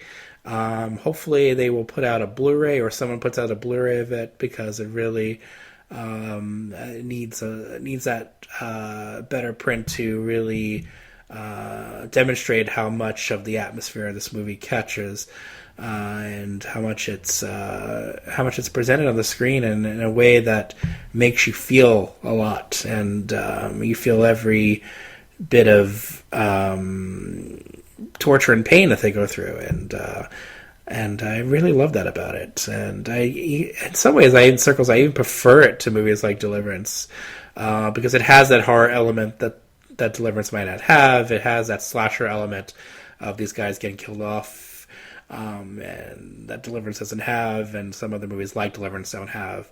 And I just really find myself just really into it every single time I watch it. I go back to it more often than I think I would on a movie like this. So I'm a big fan of it. Have you ever seen it? Yeah, I watched it because of the podcast. It's one of those movies I've always heard of, and I nature movies, I think they upset me too much because I'm afraid of nature. And this movie really confirmed that. They're getting wet and climbing mountains and muddy, and just they have a heavy shit on their back. They're out of supplies. When they lose their shoes, that's like, oh my god, no! They have to walk in this horrible mud with no shoes. I cannot deal with it at all. So and I always just assumed it'd be really, really scary. So I didn't see it. And it is really, really scary. I turned it on and I was like, I have to go to sleep, but I'll watch 10 minutes just to, see what it is. And then an hour and 15 minutes later, I was like, oh my God, what's going to happen next? I mean, it's really so taut, and it is so beautifully shot in the Canadian woods and rivers and mountains. And it really, it is it's like the fucking Revenant. If this movie were high budget and released now, everyone would be oh my god, the amazing things that this auteur director and these actors did for their craft. I totally agree with you that the characters all feel very real and likable, and I was very attracted to all of them, or most of them. Weirdly, they're these slumpy middle-aged guys who are just but I don't know. I liked that one of them was gay again. And it wasn't really a big deal. Although it kind of was. I read a review that pointed out that as soon as you find out he's gay, suddenly he becomes basically he becomes me. He's just whining, and he's keeps falling down, and can't deal with anything, and And I was well, that's it's real. It's not realistic 'cause he's gay. It's just realistic because not everybody's meant to be fucking tramping through the wilderness and in nature. It's terrible. And that's one of the slasher movie conventions that we love. The character who does that, who's I can't do it, I can't make it, I'm not going to do it. They fall down. They just can't deal. On one hand, I feel like I would be that person because I hate leaving the house and I hate getting dressed and I just like to be with my cats and watch TV all day. On the other hand, knowing me, I could almost see myself ending up being the final person who's like, oh, fuck this shit. No way. I don't know. I wonder. I don't want to ever find out what would really happen in that situation. But Hal Holbrook is stunning in this movie. Not stunning, beautiful. Although, again, I was like, wait, why I'm attracted to Hal Holbrook? I think of him as the sad drunk priest in The Fog. And I'm like, he's really kind of hunky and filled with integrity in this movie. I think it's the Jewish in me that was trained that I should be attracted to doctors, but even if they have questionable ethics. And there are just some really fucking creepy scenes. I mean, I don't want to spoil anything, but there's a scene involving waking up and seeing a very notable stick in the ground. I'll just say that. It's nightmarish. I mean, this movie really feels like a nightmare. It's amazing. Interestingly, I was reading Danse Macabre and the Stephen King book about the horror genre, and he knew about the movie when it came out in the theater, and I guess his agent was obsessed with it when he saw it and was like, oh, you have to see this movie. Which it's kind of interesting reading about somebody seeing it in the theater in 1980 and that it's had a slight reputation as being this underrated gem.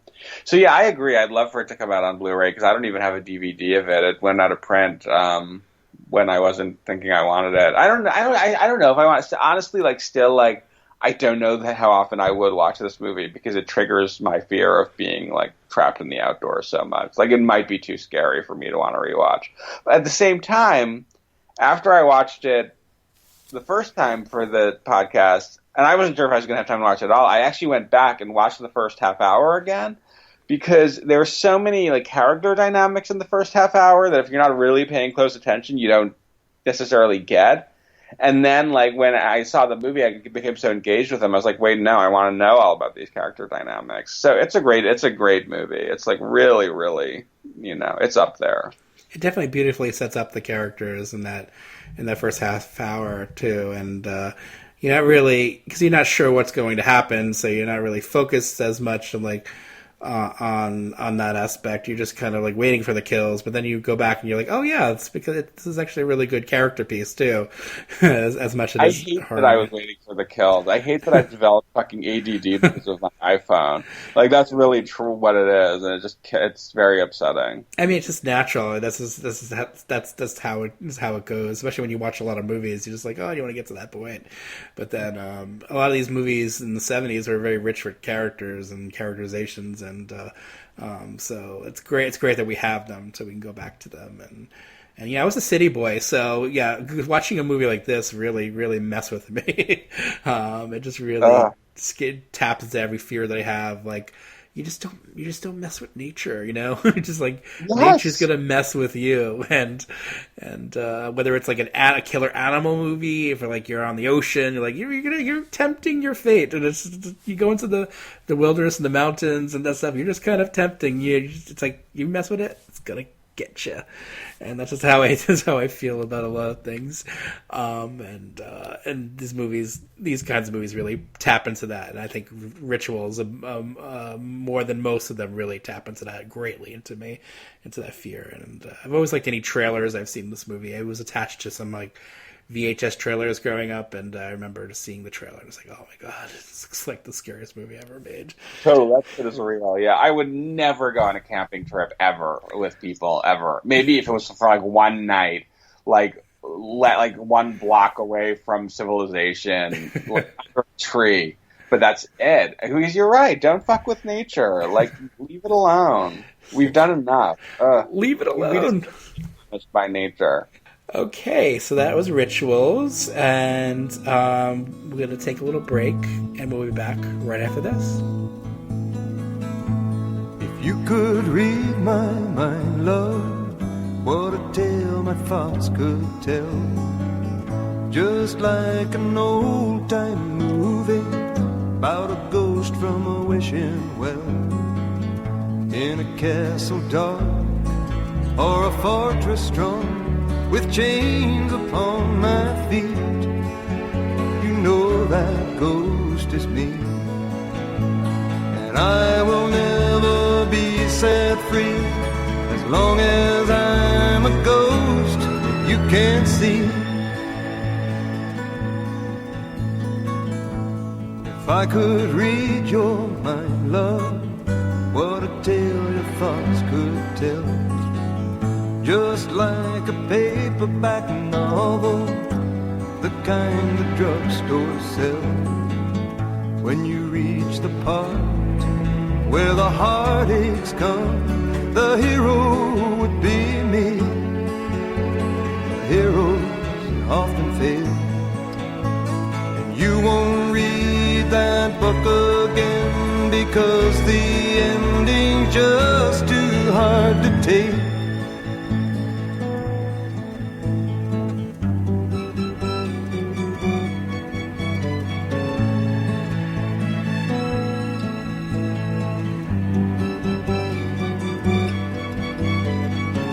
I'd walk away like a movie star who gets burned in a three-way straight into number two.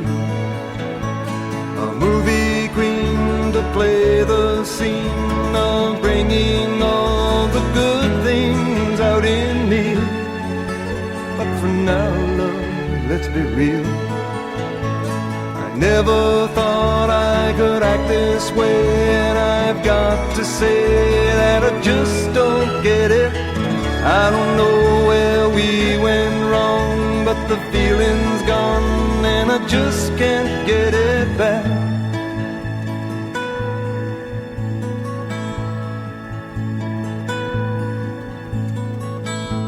If you could read my mind, love, what a tale my thoughts could tell. Just like an old-time movie about a ghost from a wishing well, in a castle dark or a fortress strong, with chains upon my feet. The stories always end. If you read between the lines, you'll know that I'm just trying to understand the feelings that you lack. I never thought I could feel this way, and I've got to say that I just don't get it. I don't know where we went wrong, but the feeling's gone, and I just can't get it back. Okay, we're back. Hope you enjoyed that. Just going to read off a few more lists before we get into our number threes. Nathan Johnson of the Hysteria Continues podcast. His number 5 is Home for the Holidays. He says, my favorite TV movie. Number 4, Class Reunion Massacre. Wonderfully weird. Number 3, Black Christmas. Number 2, Halloween, of course. Number 1, the Texas Chainsaw Massacre. Best film of all time. Jason Phelps, Black Christmas and Halloween are truly the only two I can think of right off the top of my head. Chris Moore, who directed Triggered and Blessed Are the Children, 2 upcoming horror movies for him. He chose Black Christmas, Halloween, Class Reunion Massacre, Alice, Sweet Alice, and Tourist Trap. Dave Felter, he chose Texas Chainsaw Massacre, The Gore Girls, Black Christmas, Halloween, and The Redeemer. And Bill Van Ryn of Groovy Doom, the great Groovy Doom page on Facebook, and he has a fanzine. His number 5, A Bay of Blood, 1971, a.k.a. Twitch of the Death Nerve. Until the last 10 years or so, nobody talked about how influential this film is to later body count films. I love Bava, and this is one of my favorite of his. Number 4, Slipping into Darkness, 1978, a.k.a. Crazed. Harrowing psycho riff with a painfully realistic characterization of an insane young man driven to necrophilia and murder. Number 3, Alice, Sweet Alice, 1976. Incredible American film with the unmistakable atmosphere of a European giallo. Number 2, Scream Bloody Murder, 1972, aka My Brother Has Bad Dreams.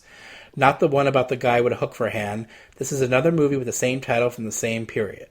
Bizarre young man with mental health issues keeps mannequins in his house as stand-in friends and lovers, eventually losing his grip entirely and going on a murder spree. Nightmarish.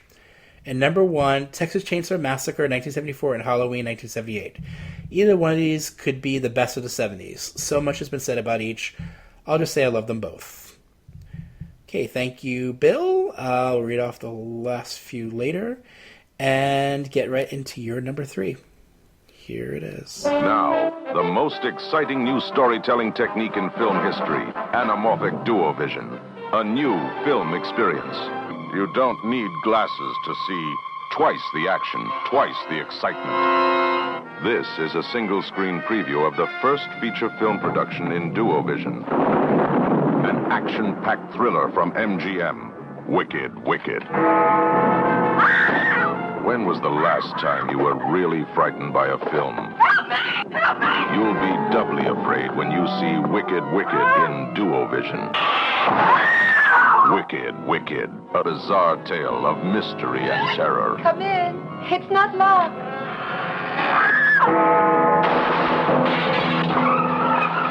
See the suspense thriller of the year, Wicked, Wicked in duovision. From MGM, rated PG.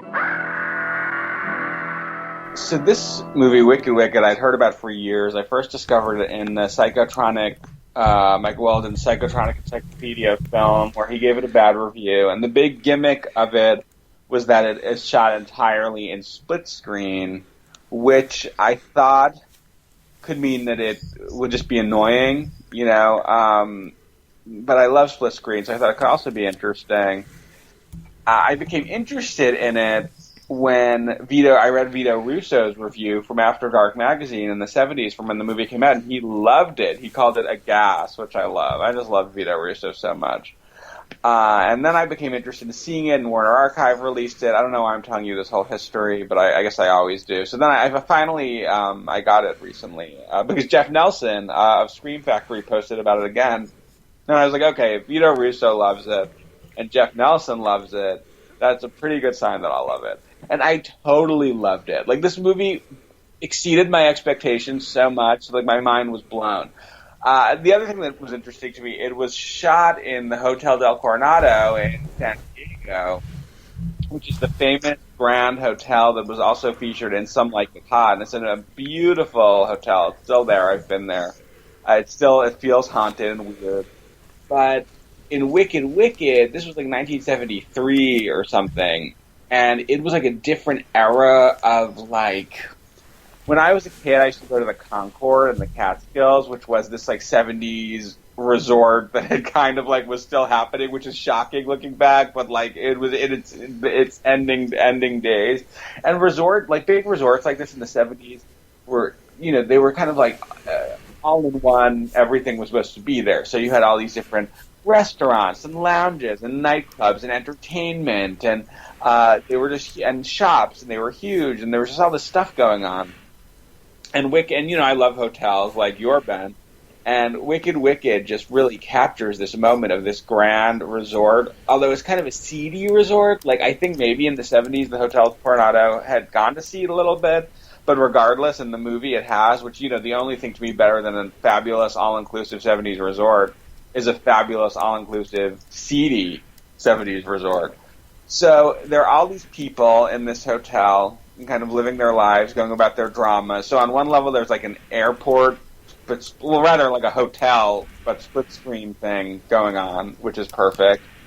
But then there's a murderer, and the murderer is stalking a nightclub singer who sings several fabulous songs while wearing sparkling gowns. And I'm just like, and I was just like, what? Like, does somebody make this for me? It's like, is somebody like, it's Ben's birthday might be coming up and make him this movie that is everything he loves. And the way the split screen is used is fascinating, and it actually kind of makes me think that every movie should be shot totally in split screen. Because it's like, you'll have a person who's thinking about the past, and then the past will be on the other side of the screen, or then they do the Brian De Palma thing with various angles. You constantly see like things happening in two different places, so that like a scene that would be really boring in just your average slasher movie, where it's like showing a woman sitting around in her apartment doing nothing for 20 minutes. I'd probably like that anyway. But it's that. But then like you also see like the killer doing other things like at the same time in the other screen.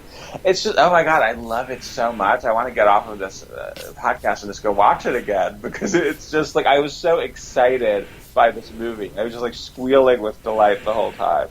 And then, of course, it's just 70s, 70s, 70s. And all the characters, and there are a lot of really good characters. Like, there's a crazy woman who lives in the hotel, and I love people who live at hotels. And she's, like, always, like, flirting with the hot, like, busboy. The star, the lounge singer who, like, wears blonde wigs and brown wigs, and you never know what hair color you're going to get. Has, like, a Svengali manager who she's always fighting with. It's so good.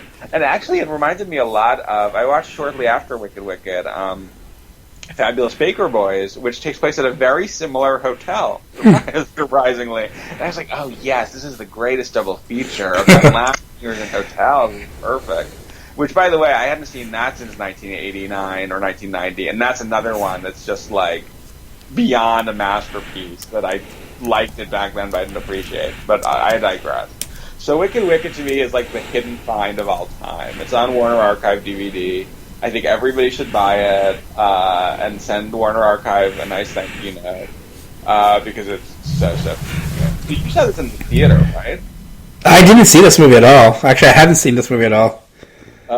So I need to be I need to be one of these people who goes and buys the Blu-ray now and the DVD from Warner Archive, because it sounds totally up my alley. I don't know why I haven't watched it. I thought that you had seen it. You need to see it. I think you'll need to see it. Yeah. And when Ben's older, he'll have to see it. Yeah, for sure. For sure. We've been to the Hotel Coronado as well.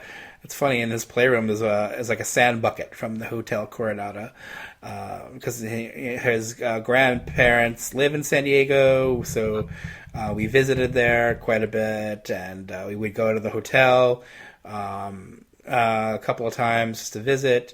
We knew someone kind of fancy who was staying there in a villa. And so we played in the pool like for most of the day, and then the hotel gave him this sand bucket set that we still have, and he uses to house his toys. Now I'm going to think of it as the Wicked Hotel. Totally. That obscure Marilyn Monroe movie is nothing in comparison. Oh yeah, who knew? Yeah, Some Like It Hot. Forget it. Wicked. I when you told me you were picking this movie, I watched the trailer. I watched it like 3 times because it's just a fascinating trailer. I just really like the concept of that of the split screen, and it seems like it's used to full effect in this movie. And I kind of want to see it now. I really want to see it now and see how it utilizes it, and the music sounds really groovy. I played some of the songs. Yeah, they're great. Are the songs available online somewhere? I think on YouTube there's some songs that the actress sings those songs too, right? Yeah, I think it advertises her at the end, like, come see her at like the local lounge or some crazy thing like that. I was looking them up, and then I unfortunately saw some other videos by her, and I think she's maybe super conservative. No, don't tell me that. Oh yeah, I was a little. Oh, okay. Dug a little too far, and was kind of thrown by it a little bit. But yeah, I do need to enjoy the film. Well, always Wicked. They can never take that away from us. They can't. So, because I don't have a big opinion on the movie since I haven't seen it, I'm going to play Brian Sauer. He does the Pure Cinema podcast. Mm-hmm. Have you ever heard that podcast? I actually have not listened to it yet. Yeah, it's a pretty good podcast. Him and Eller Kane of the Shockwaves podcast. Yeah, they do it together, and they cover a lot of interesting movies, and I feel like they have very similar tastes. to us, and so he has he sent me his list via recording. So I'm just going to play that here right now. So here's Brian. Hi there. This is Brian Sauer. I do a couple podcasts about movies, one called Pure Cinema about older films mostly, and one about Blu-rays called Just the Discs. And here's my top 5 70s slashers. I should say right off the bat, I had maybe a little bit of trouble with this because I was coming across a lot of movies that I think of as giallo films, and I guess those are slashers, and I kind of included one here, but because I feel personally like the genre didn't really take hold until post-Halloween, it became a little tricky to find stuff that fit in my normal concept of slasher, but this is what I came up with.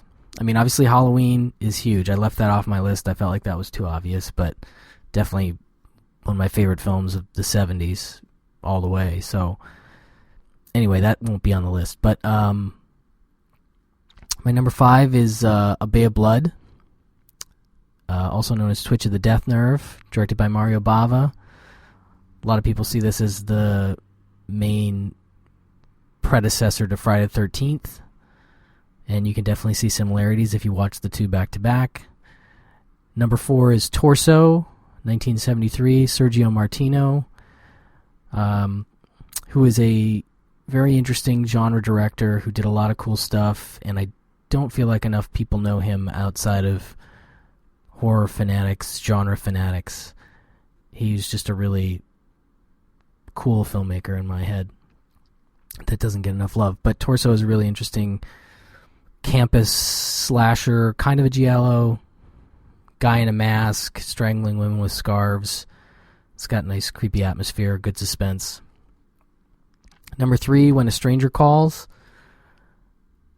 Again, sort of maybe hard to call it a slasher, but I guess I kind of think of it as one because you've got a stalking killer, but also really effective, and still, even though we've all heard the call is coming from inside the house kind of stuff, which originates here more or less, it still works. It's still scary to me. It still gets me all nervous whenever I watch it. So that's a good one. Number 2, Massacre at Central High. Also, maybe not a straight slasher, but definitely about, some high school kids being stalked by a mysterious killer sort of scenario, and a cult favorite, but really solid and definitely needs a nice Blu-ray release. I hope we get one soon. And then my number 1, also probably kind of obvious, is Black Christmas, 1974, Bob Clark's movie, and I've always been fascinated by the fact that the guy who did A Christmas Story also did this film, which is pretty dark and pretty, influential in terms of when it came out and the films that came after it. Some call it the first slasher. I don't know where it fits exactly, but it's definitely a good film and one that got a really nice Scream Factory Blu-ray release recently, which I was very impressed with. But yeah, it's just a classic. It's a holiday classic. It's a slasher classic. It's got a foul-mouthed Margot Kidder. It's just got it going on. So that's my number 1, and that is my 5. Thanks. Okay, thanks, Brian. That's a great list. And thank you for taking your time out to record it. And check out his podcast. All right, so I'm going to get into my number 3, which actually happens to also be a title released from Warner Archives on DVD. Here's the trailer.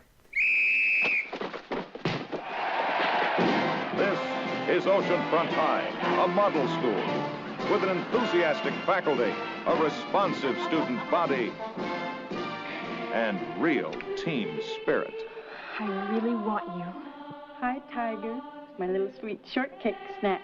Well, now, if we started doing that with our students, who knows where it would lead? Yes, I suppose there could be some whistling while we work.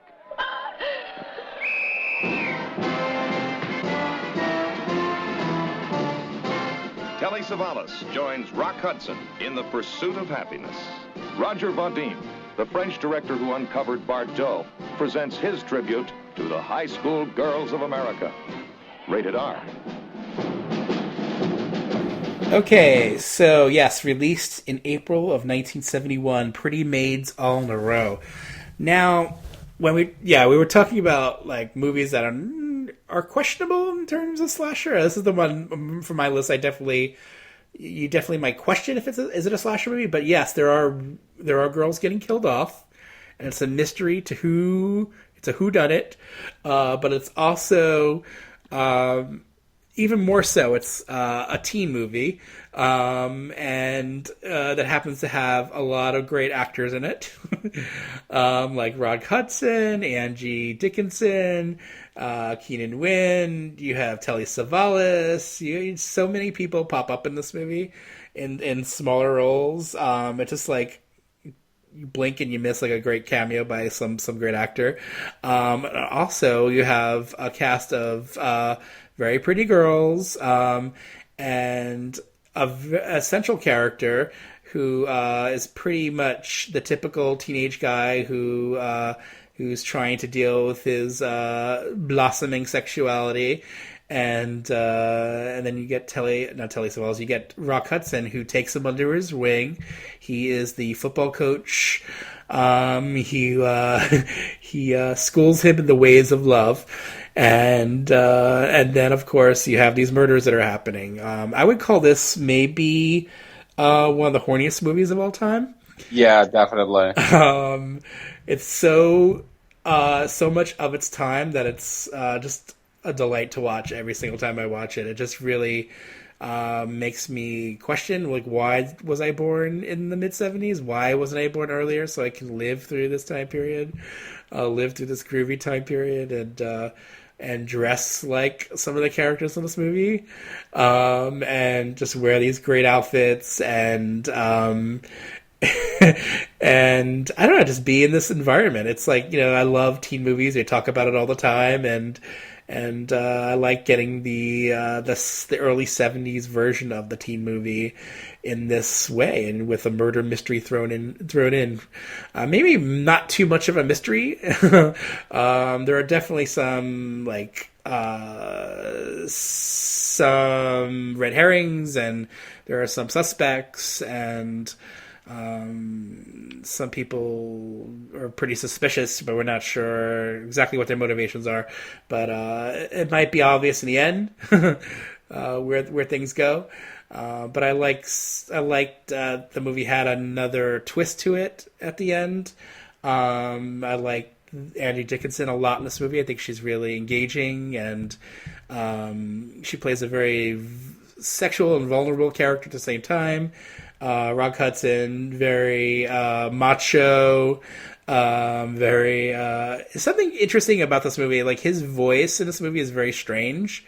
Ooh. I feel like his whole role was dubbed. Oh, interesting. There's something about the soundtrack of this movie where he sounds like he's always dubbed.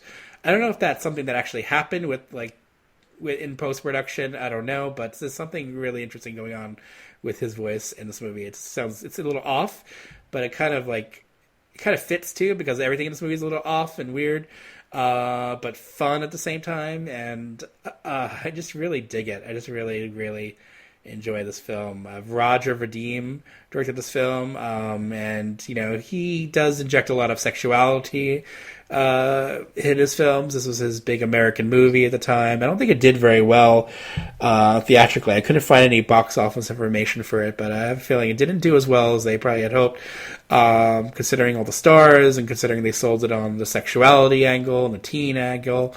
But I've always been a fan, and I really, really do like it a lot. And ever since I watched it on video, and I think it was in the 90s, that's when I first saw it, and just really stuck with me. And it's on DVD now from Warner Archives, and I love revisiting it. And I just get into that grooviness of it, and that time period.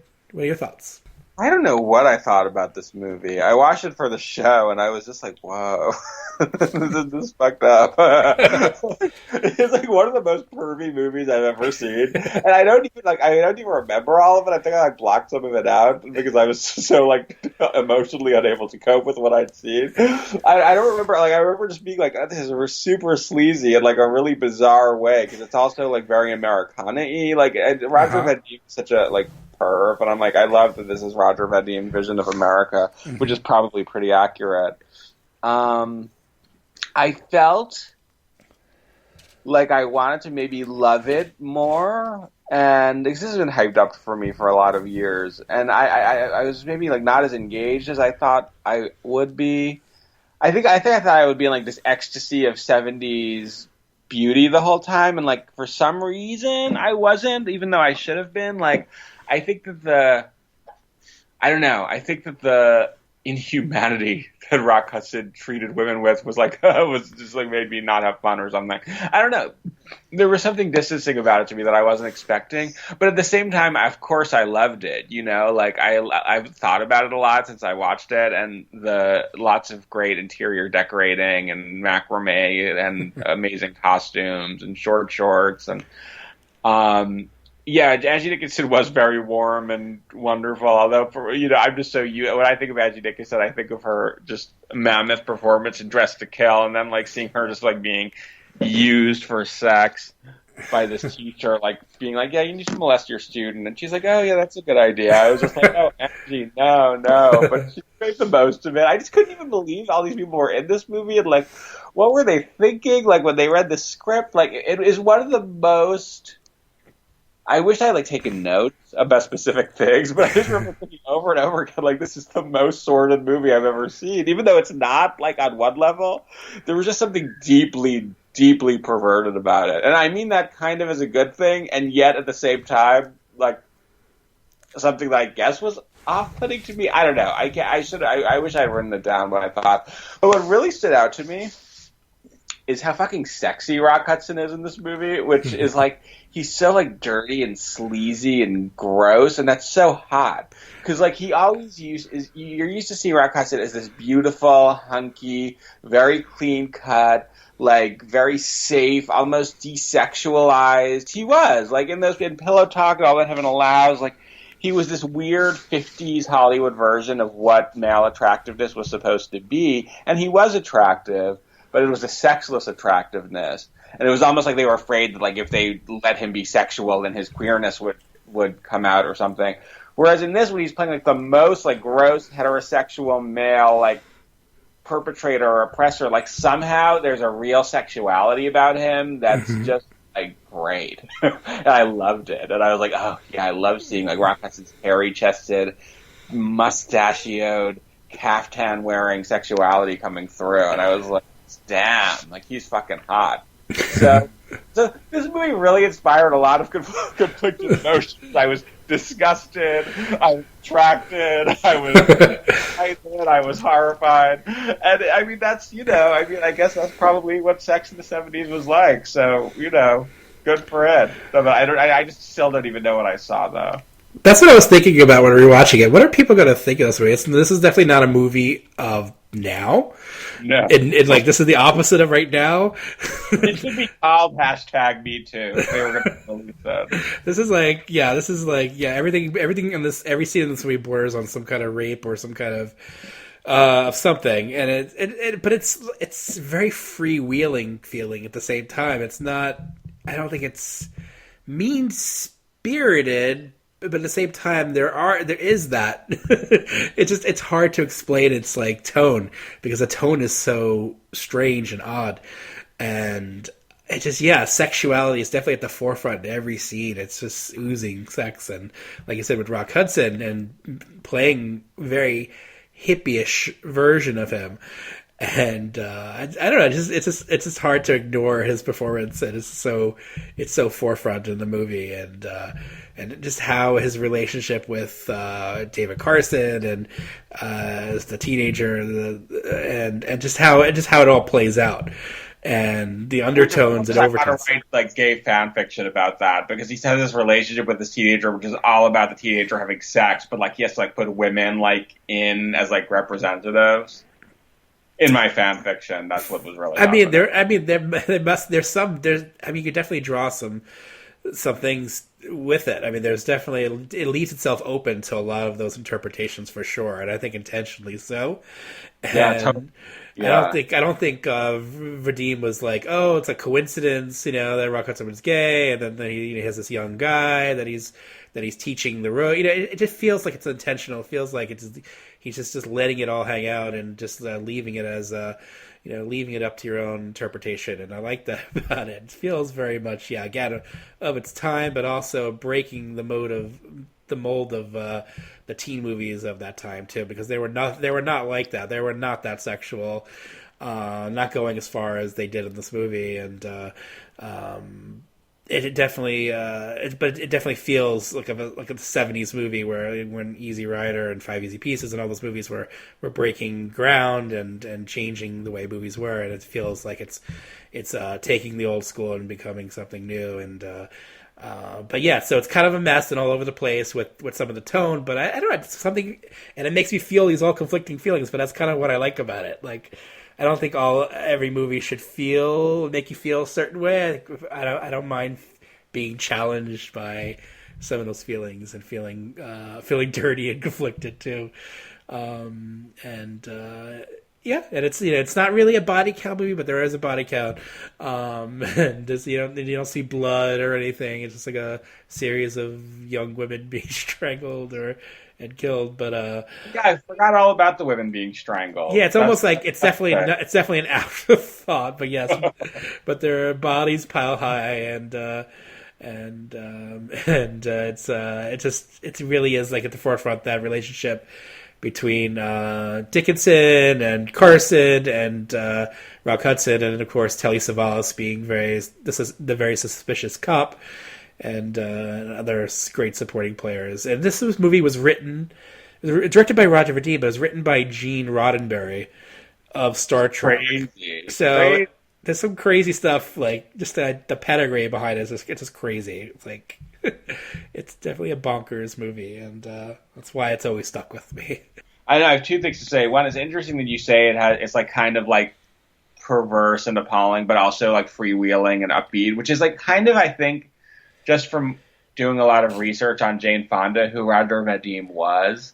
Like, he had all these weird, probably deeply offensive sexual politics, but he was like, yay, like, they're great, they're happy, they're not, it's like, it like really kind of is like a window into the thoughts of like a sexually problematic heterosexual man in the 70s from France who, was just steeped in a sexually decadent culture. I'd love to know what Jane Fonda thinks about Pretty Maids All in a Row now.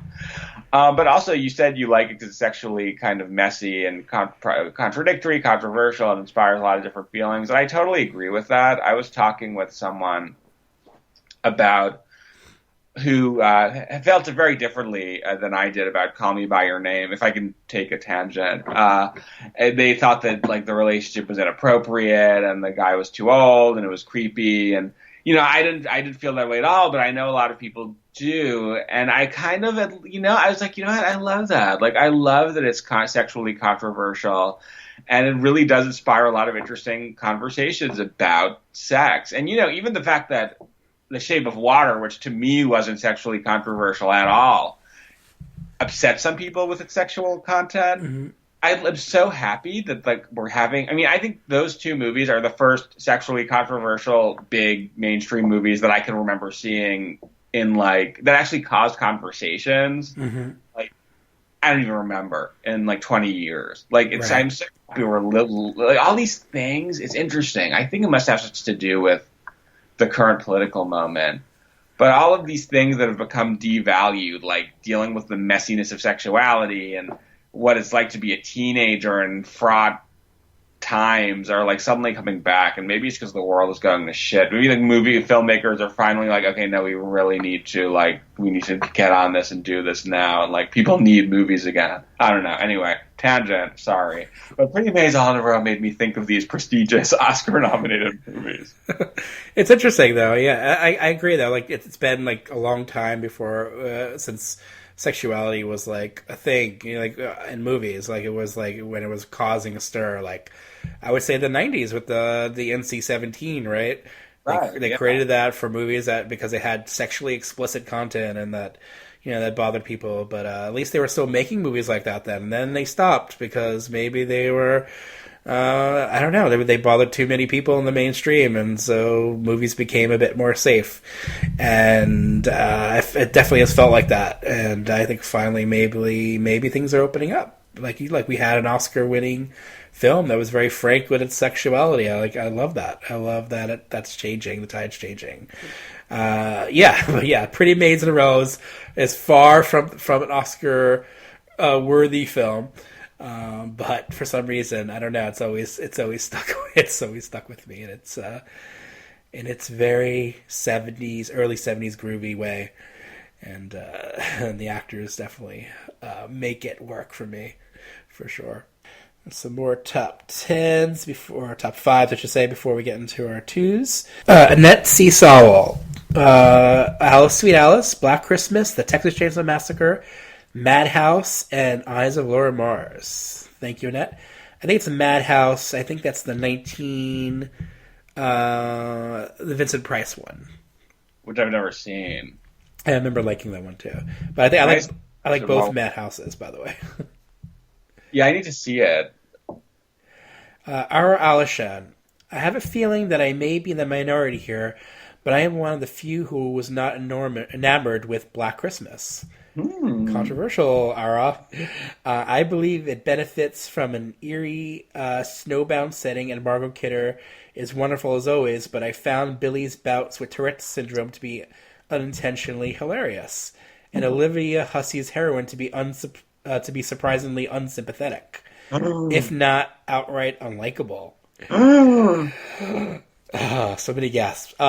Would not dare go as far as to say Black Christmas is bad, per se, but I do not understand how this film is held in the same high regard as Halloween. As bland a response as it may be, Halloween really is the only true slasher from this decade that I unabashedly adore. There are other films being mentioned that I am tempted to list, but have not seen for quite some time and would rather not be disingenuous. So as far as rounding out the rest of my top 5, what can I say? Does Alien count?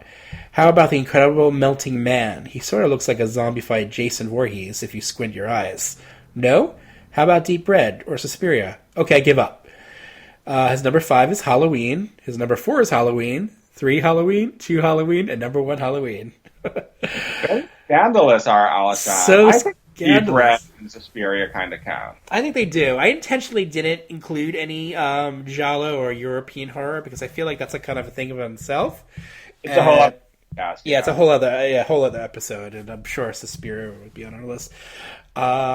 Okay, James Benge, Halloween, Black Christmas, Eyes of Laura Mars, Bay of Blood, and The Town That Dreaded Sundown.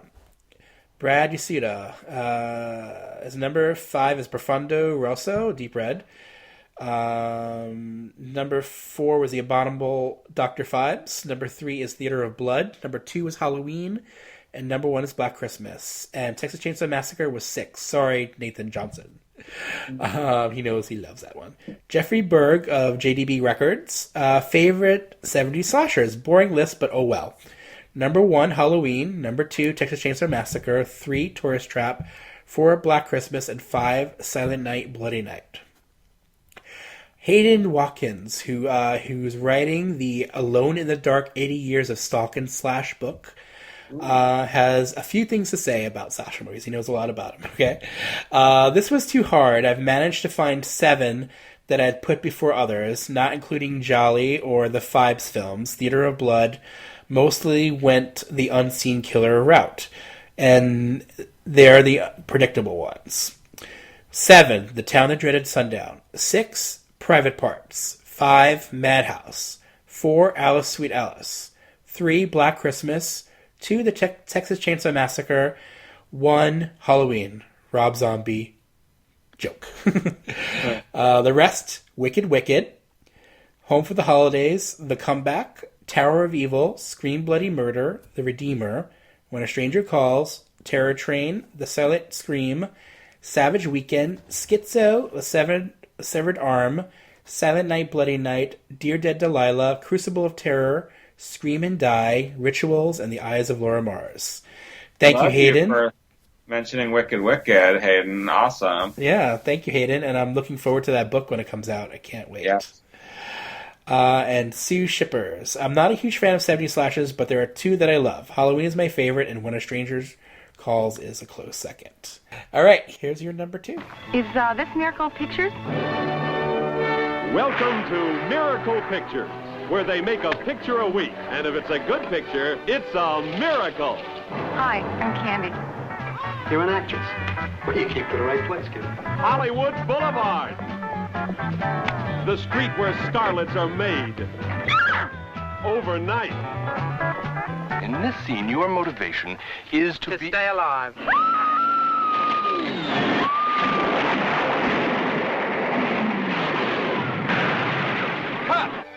Bill! He's dead for real.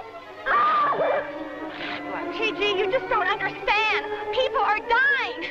Hey, that's showbiz. Everybody's doing it now. Let's do it. More of that. Anything can happen on Hollywood Boulevard. Hollywood. I feel like this might be like a kind of controversial choice because it's such a comedy, but it's totally a Proto-Slasher movie, and it's a Proto-Slasher movie on the back lot of a Roger Corman exploitation movies, which is brilliant. I saw this movie when I was a kid. I first saw Hollywood Boulevard 2, starring Ginger Lynn Allen, which was much more late 80s, early 90s, and I was like, it was an aesthetic I was more comfortable with when I was 10 or however old I was, and I loved it. I rented it because Ginger Lynn Allen was in it. I'd love to see that again, by the way. It's really hard to find now. So then I was like, well, I should rent the first one. And the 70s I was afraid of the 70s when I was a kid. Like 70s, like cheap 70s movies. I think the first 70s movie I ever saw when I was a kid was probably Grease, which I loved, but I thought it was like a 50s movie. You know, like I didn't really understand. And I think the second 70s movie I saw was Last House on the Left, which is like the worst introduction of the 70s ever, because it's just like, who would ever want to watch anything about the 70s after seeing that? So I don't know, they always just seem grainy and dirty and weird and just very distanced from my experiences, which is probably true. Although now I relate to Hollywood Boulevard a lot more. So I liked it, but thought it was kind of like off-putting and creepy in that 70s way. Then years later, I saw it on DVD, and it's funny. I had a long journey with this movie. Again, I thought it was pretty good. This was when I was living in New York, but not my favorite thing ever. And I was expecting I'd love it, and I was just like, oh yeah, it's cute, but it's not really the greatest thing ever. And then when it came out on Blu-ray, I'd been living in LA for 9 years, and I was just like, I just think I need to pre-order this movie. Something inside me said, you need to see this movie again. And then I did.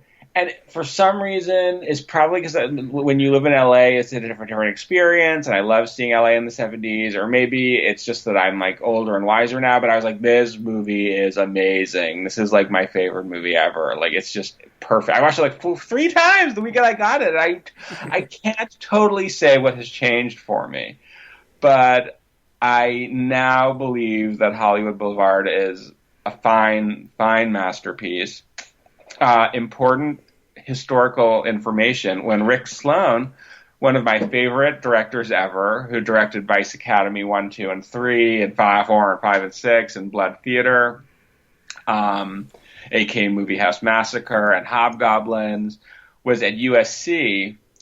One of his film professors, he was in film school, showed Hollywood Boulevard as an example of a terrible movie and how not to make a movie, which when I hear that I just want to vomit forever. And I'm like, yeah, graduate school or undergraduate school or whatever, film school, like, no, not acceptable.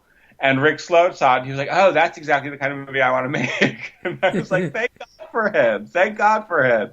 And his movies, Vice Academy and Vice Academy 2, are what introduced me to Digital and Allen, which introduced me to Hollywood Boulevard 2, which is the reason I saw Hollywood Boulevard. So he has really contributed. He's really given back. And I just totally felt like Rick Sloan in film school all the time. Like, why weren't they showing us Hollywood Boulevard? And I wanted to teach a class on exploitation movies, and they might have let me, but it never worked out. I mean, things have changed. Things aren't quite as bad as they used to be. But anyway, this movie, I mean, it's like, I don't see how it's any less good than a Jean-Luc Godard movie. Like, really, it's kind of like, because Joe Dante and Alan Arkush, my beloveds, they needed to make a really low-budget movie. So, and they were in the trailer department, so they knew where all the B-roll footage was. So they decided they'd make this really low-budget movie using a combination of very cheaply shot footage and B-roll from different American International Pictures films. And it's so clever and so great and kind of Brechtian in a way, because you know when the B-roll is there, but also it really works, and that's part of the joy. Like, you love just like seeing how, a shot from a roller derby movie being used, and then you see two girls in roller derby costumes walking down the street. Like, oh, that was fun filming that roller derby movie. It things like it feels like it feels like that must have been what it was like to make exploitation movies, and it feels like the only way that could ever be portrayed was in an exploitation movie at that time. I don't think anyone could ever do it as well. Although I wish there were more women directors in it, because I love women exploitation directors like Stephanie Rothman and Barbara Peters. But it has that great Joe Dante, Alan Arkush sense of humor, the constant wit, and and the way they kind of suck in the B-roll footage, it becomes part of the joke, and it really works every time. And it just really does feel like it's capturing that time and place in a very beautiful way. And I mean, the Blu-ray is the best transfer of the film that's ever been available by a large margin. It's a gorgeous restoration, and that might have something to do with my renewed appreciation for it, because you could really see all the sets clearly and all the really funny costumes. And Mary Woronov gives another tour de force performance. How I ever thought that a movie with Mary Woronov was mediocre, just don't even listen to me ever about anything. But and it's a murder mystery. It's just about this girl who comes to Hollywood to become a starlet, and she gets caught up in this murder mystery drama. So you get this great behind-the-scenes look at exploitation Hollywood, and you get a murder mystery. And the lead actress, Candice Ryerson, is very, very charming. Joe Dante has said that as over the top as the movie seems, like what really went on behind the scenes of New World was like 2,000 times more surreal and bizarre and grotesque and appalling. And that does make me kind of wish somebody would tell that story in all its glory. Mm-hmm. So maybe one day that'll happen. But for now, we have Hollywood Boulevard, and it's stunning, and I love it. What do you think about this movie? As you guys know, we love New World Pictures. We talked about their later years, the post Roger Corman years. I would say this is one of my favorites of the Roger Corman years. It really does hit all those right spots for me in terms of satire and the fun of making movies and the craziness that happens. This is a movie that's not afraid to be just completely zany. And also be like a character study at the same time, and like I just really enjoy it. It's just really really loving portrait too of that time period and making movies and the exploitation genre, which we all love. I grew up on these movies. I grew up on the exploitation movies, the Roger Corman films, and beyond. I mean, I saw lots of crazy, obscure things growing up, and I just thought, it cemented my love for exploitation films, and so seeing a film that pokes fun at them, that also shows you the inner workings of them, is just like a joy to watch. And then with having Joe Dante and Alan Arkush at the helm, you just get the sense that they're just having a complete blast while making it. At the same time, I'm sure they had a hard time making it because they're making a movie with practically no money. I think it was made for like $50,000, $60,000 on short ends, like you mentioned. And so I'm sure they struggled, and they're trying to really get their foot in the door in terms of their careers as filmmakers. And you can tell that they're really they really do have a point of view, and it's you see the beginnings of that of their wit and films, and obviously Joe Dante went on to have a pretty great career in Hollywood films, and it really started here in the 70s with movies like this and Hollywood Boulevard. And I love seeing Mary Woronov in every movie that she's in, whether it's a women in prison picture or this kind of film. And I think she's always a great presence and always a welcome presence. And she has a pretty great role here, as does Paul Bartel. And I forgot how brilliant he is. I mean, just like astonishingly amazing. He really is. He's a lot of fun to watch. I love when they're paired together. They show up in cameos and things. Always fun to watch. Dick Miller, of course, always a staple in movies like Joe Dante movies, of course. I have to say, I love, there's definitely slasher elements, and it's definitely whodunit. At the end of a slasher movie, usually the killer's dispatched by the heroine. I have to say, the killer is dispatched in the most creative way ever in a movie, and in the most perfect way for a movie called Hollywood Boulevard. You just have to watch it to find out what happens. I just absolutely adore that, and so many things in this movie, so many little bits of things. There's a lot of craziness, a lot of randomness too, and in this movie, but it all kind of gels together for me, and I'm glad I own that Blu-ray too. I'm sure I'll be going back to it from time to time to really appreciate it. I had it on DVD, but I didn't watch it as much as some of the other Joe Dante movies. But I feel like now that the Blu-ray really just really brings that time period to life, I just really need to really enjoy that more often, I think.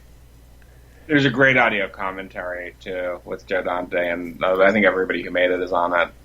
I have to listen to it. Need to throw that on.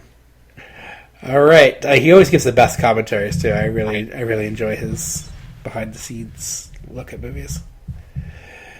All right, so that's your number 2. Here is mine.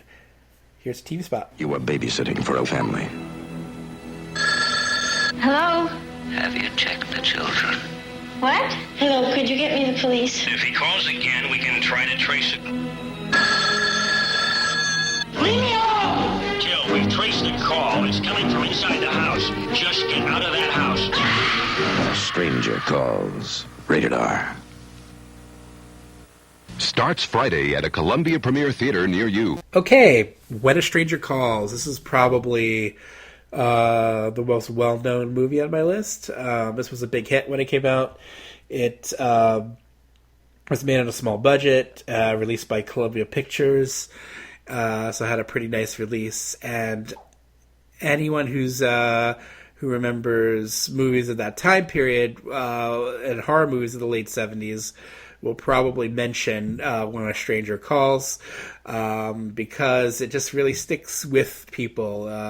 I would say the first 15, 20 minutes is an example, a perfect example of slasher movie, and how that tension and how much tension you can really conjure in a movie. And I would say the ending too is really, really tense as well. There's a lot of great stuff in this movie, and it's not just the slasher stuff that I like, and I think that stuff is great, and that's the stuff that people are really drawn to. I really like the characters too. I really like the middle section of the movie. That seems to be the part of the movie that a lot of people don't seem to enjoy as much because it's not as slashery. It's Colleen Dewhurst is at the middle of the section of the movie. and you get more of the killer's point of view. I've always liked that about this movie. I always felt like I like that they flipped it a bit. They made you see more of him and his patheticness after killing. I won't give too much away.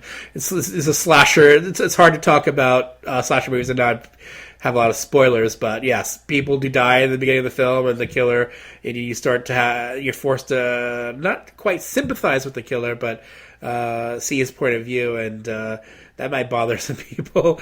But I don't know. Just seeing Colleen Dewhurst at Torchy's Bar in Brentwood. And all the downtown LA locations in the movie just really, I don't know, something about it really opens up the movie. It opens up from those really, really tense moments of the film, and just makes me just enjoy the movie on a deeper level. And then it goes back to more of the tense cat and mouse stuff towards the end. With Carol Kane and Charles Durning, who's good in the film. I like the actors a lot. I think they bring a lot to their roles. I think Carol Kane as the babysitter at the beginning, it really make you immediately sympathize with her, and you're afraid for every move she makes and what the killer might do to her. And it's one of those movies that's talked about a lot. So I probably. Don't want to elaborate too much, but I just really do think it's one of the great films of the era, and it always captivates me every time I watch it. And I really love the sequel too, When a Stranger Calls Back, which was made for cable. I think it's a really good, strong sequel that deserves a Blu-ray as well. What are your thoughts? Yeah, it totally does deserve a Blu-ray. I'm barely even going to talk about the first 20 minutes because they're great and perfect and I love them, but everyone talks about them. I will say that I love that in the New York Times review, Janet Maslin praised the movie for really making the first 20 minutes for really like taking advantage of a technologically advanced house and like using things like an ice maker and a refrigerator to create scares. And I just loved that was something she noticed in 1979. Like, wow, this house is really technologically advanced. Like it has an ice maker in the refrigerator. And, obviously Carol Kane's performance is stunning, and it's so stunning that I can see how people were ambivalent to leave her in the middle. But I think the middle is tremendous. Jason and I, this might be one of the most referenced movies in our relationship. We talk about Colleen Dewhurst all the time, sitting at the bar, smoking cigarettes, just wanting to be left alone. I mean, God, I totally relate to her character. I love that she goes to the bar to drink. Like, she wants to be at the bar and not in her house drinking, but she doesn't want to talk to anybody. She just wants to be there and maybe talk to the bartender a little bit. Now, did you say the bar was in Brentwood? I looked up the location, and Torchy's Bar, it was in... No, maybe the house was in Brentwood, and the bar was in downtown L.A. That makes a lot more sense. That makes more sense. Sorry, yeah, that's what I meant to say, yes. I wonder if that bar is still there. That would be my dream. I'm sure there's no way. I didn't know it was a real bar. And this is a movie that really, on Blu-ray, created a big difference. And I don't know if it was the transfer or just seeing it in widescreen, but I find the scenes in the middle I agree with you. I love the use of downtown. It really makes it scary, and it was even more scary. I don't think it's really scary now, but it was really scary in the 70s.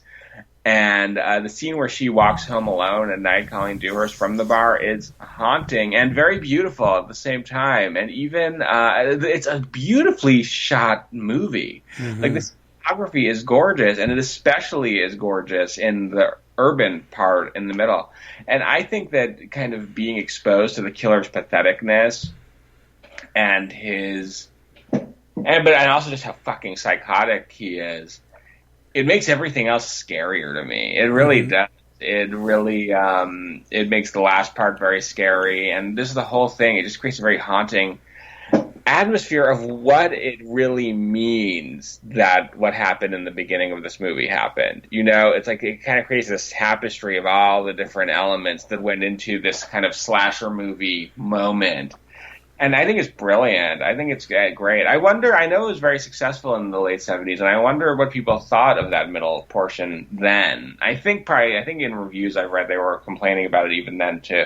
But it's interesting that it did so well, and that, like, word of mouth didn't kill it after opening weekend. Yeah, I think the base and the strength of that opening 20 minutes probably alone is what kept people talking about it, and that's what you remembered. And because it had a strong ending, too, it stayed with people as well. I don't know. Yeah, the middle section is not going to be for everybody. I think if you like, I wouldn't say it's a character study, but it is a character study in a way with Colleen, and it's just such a wise choice to get such a strong actor in that middle section to really follow and to literally follow with the killer following her. It's just I don't know, just something I don't think a lot of slasher movies would do. Definitely in the 80s, they definitely follow the formula a bit more. This one strays away from that, and I don't know, I just really dug that. I really appreciated that take, and it probably would go differently. And then even the remake, though, kind of follows that formula a little bit. It goes. You get more time with the killer with the remake as well. Oh, I didn't know that. Oh, that's interesting. And I like that about it too. You definitely get mulleted Jill Sholin for a good chunk, and then Carol Kane, but also some of the killer and his stand-up. His performance art, if you will, and you're talking about the sequel, not the remake. I'm sorry. I meant to say the sequel. Yes, the sequel. Makes sense. Okay. Not the remake. The remake is completely a stretched out version of the first 20 minutes, and I thought it was garbage. I know some people may like the remake, and I just for me, I just cannot connect with it at all. I think they just went the wrong way with it. I don't think you could stretch out that first 20 minutes to a feature-length film. I just didn't. Yeah. I think that's why they wisely went the route they did with the middle section of the movie. For me, because it makes the movie even better.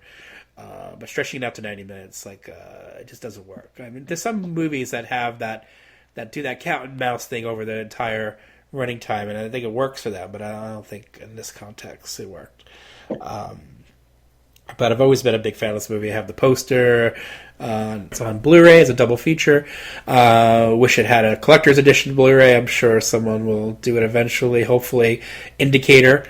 I'd love that. I think about that all the time. I think hopefully that will be one of their future titles. It's a Columbia Pictures Sony title. So let's hope. I actually saw it in the theater. Oh, no way. Another one I saw in the theater. I saw it as a double feature with Stripes. I love it. So I got to see that, and then PJ Souls and Stripes. So I remember you get really everything you need. That's like all the food groups. Exactly, that's perfect. And I don't remember being bored by When a Stranger Calls. So it was effective for me then, still effective for me now. So love it.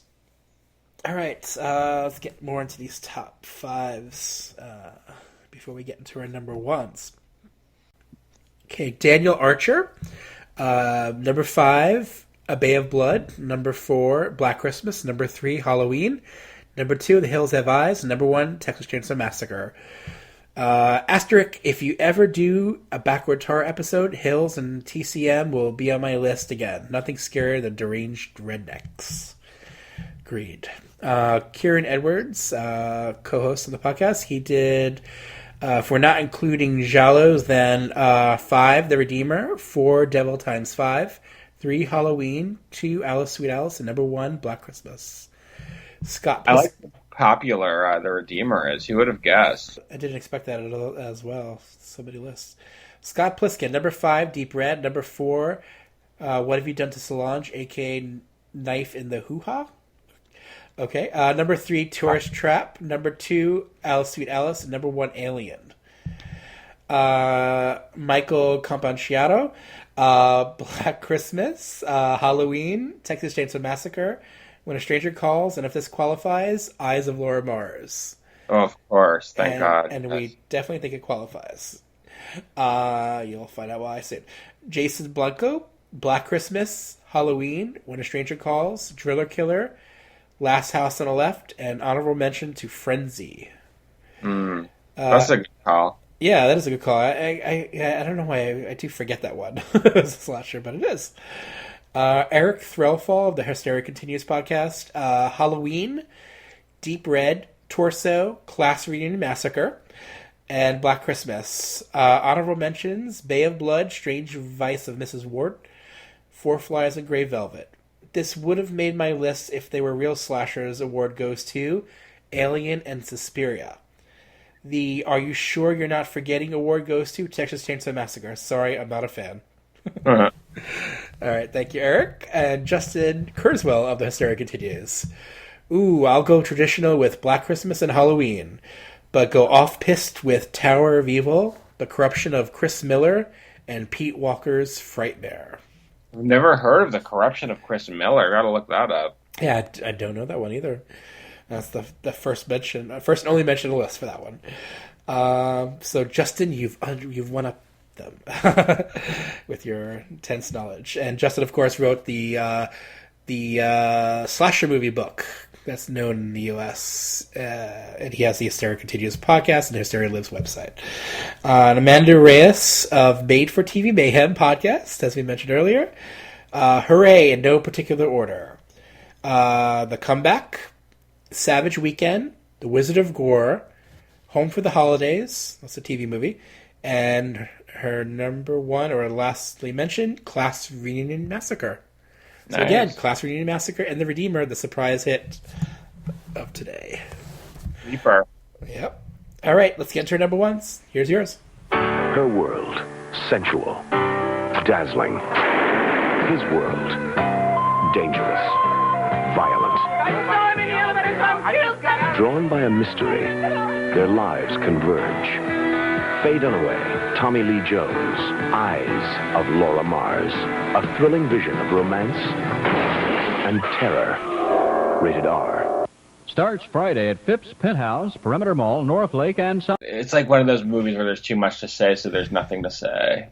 I love this movie so much. We wanted to feature this movie because we both love it, and we are both concerned that the kind of canonical reading now of Eyes of Laura Mars is, oh, well, it's an American giallo.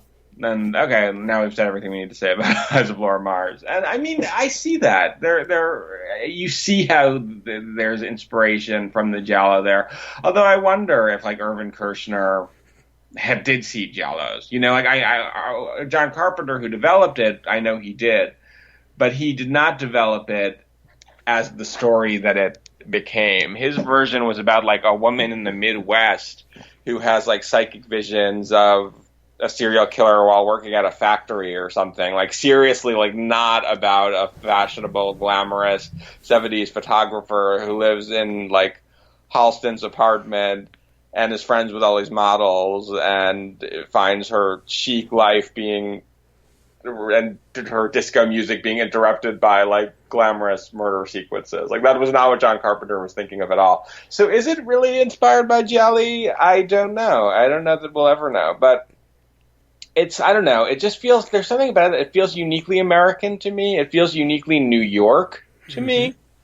And that, I think, is what makes it really, really stand out. It's just like this great tour of, I mean, somebody actually just wrote a book about this recently, about, like, 70s movies. And I wish I remember who it was. And how Eyes of Laura Mars really represents, in an interesting way, the clashes of New York in the 70s. Like, the different, like, glamour and violence coming up against each other, and the rich people and poor people coming up against each other, and, like, this kind of, like, this land of heightened culture, but also grotesque crime, and the seedy police stations versus the models, and the magazine people and the art gallery people. And it's utterly fascinating. I mean, it's just like, and it is kind of, it is a weirdly, I mean, it is really disturbing. People who saw it in the 70s tell me that they were, like, shocked by it, which is hard. It's I mean, kind of hard to believe, because I find it like a warm blanket, on a cold day. But you can kind of see it because the violence is very uncompromising, and there is it shows you a lot of things that maybe you weren't used to seeing. The crime scene photographs and the photographs she does based on those are very upsetting. It's getting late now, and I'm losing my train of thought. And Eyes of Laura Mars is so profound that it's hard to not just go all over the place. But it is so. What was I saying? It's upsetting. It's glamorous. Oh yeah, there's almost something utopian about it in a way that it makes you kind of miss this New York where everybody could live there, like on all aspects of the crazy food chain, they could coexist. And I think that's what this book that I read made the argument of, that it kind of created a really dynamic social, cultural, artistic environment when all of these people were coexisting together that can't exist now because New York's too expensive and the only people who can live there are Wall Street tycoons and computer brats, and something as glamorous as Eyes of Laura Mars could never emerge from there again. And something as provocative and interesting. And talk about like a sexually provocative movie. It's what really stands out to me about Eyes of Laura Mars, what's really unique to me that I don't think anyone ever talks about, is that it's a fascinating depiction of trauma, kind of. But what's interesting about the movie is it kind of like dances, and this, a lot of the late 70s, early 80s movies that people described as gialli, like Dressed to Kill does this too, and Cruising. It kind of toys around this notion of like a woman's experience of violence in 70s society, but they're making it very bizarre and supernatural. So it begins with that song by Barbra Streisand, which is the best song ever, and her best, the closest that Barbra Streisand ever became to being a legitimate rock star. She should sing it again in concert. Prisoner, where she says, you know, I'm a prisoner captured by your eyes. I try to turn away, but I can't. And it's very much like describing being in an abusive relationship. And then Laura Mars has these visions of sexual violence that just suddenly come to her. And in the movie, it's very, you know, it's supernatural, and she has this weird connection to this policeman. Whatever. I can spoil Eyes of Laura Mars. I mean, come on.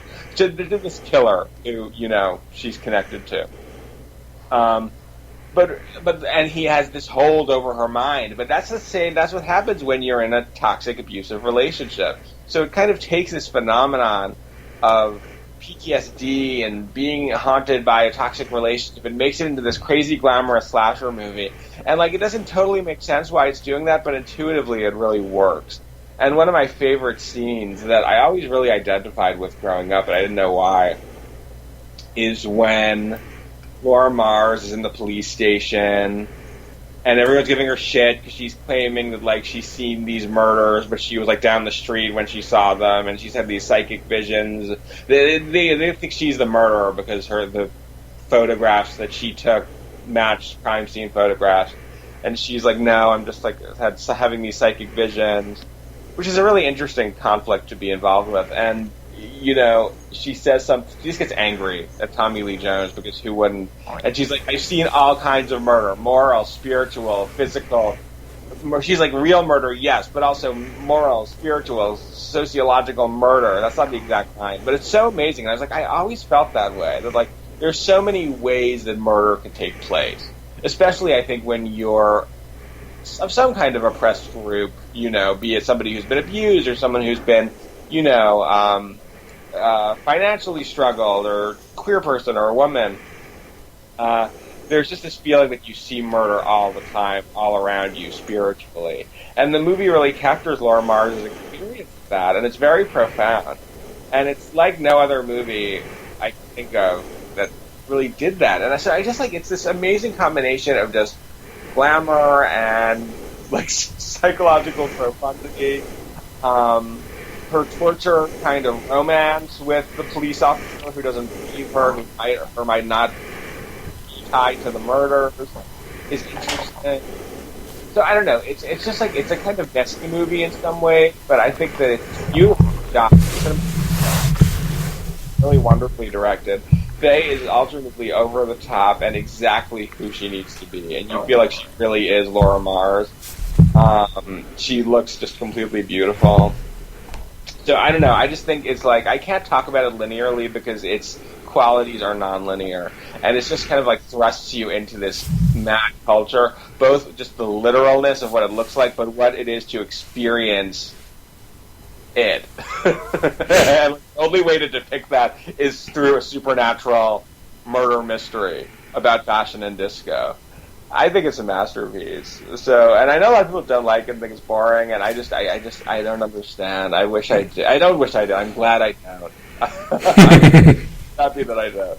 But yeah, so that's that. I guess that's like my kind of messy description of Eyes of Laura Mars. I also have a whole thesis on the movie's depiction of the relationships between gay men and straight women, and how it and feminist women, and how it mirrors tensions going on at the time. But I can't even go into it. I just can't. It's too little. I'll go on for too long. But I do have it if you want to know. Please contact Ben Scher for that.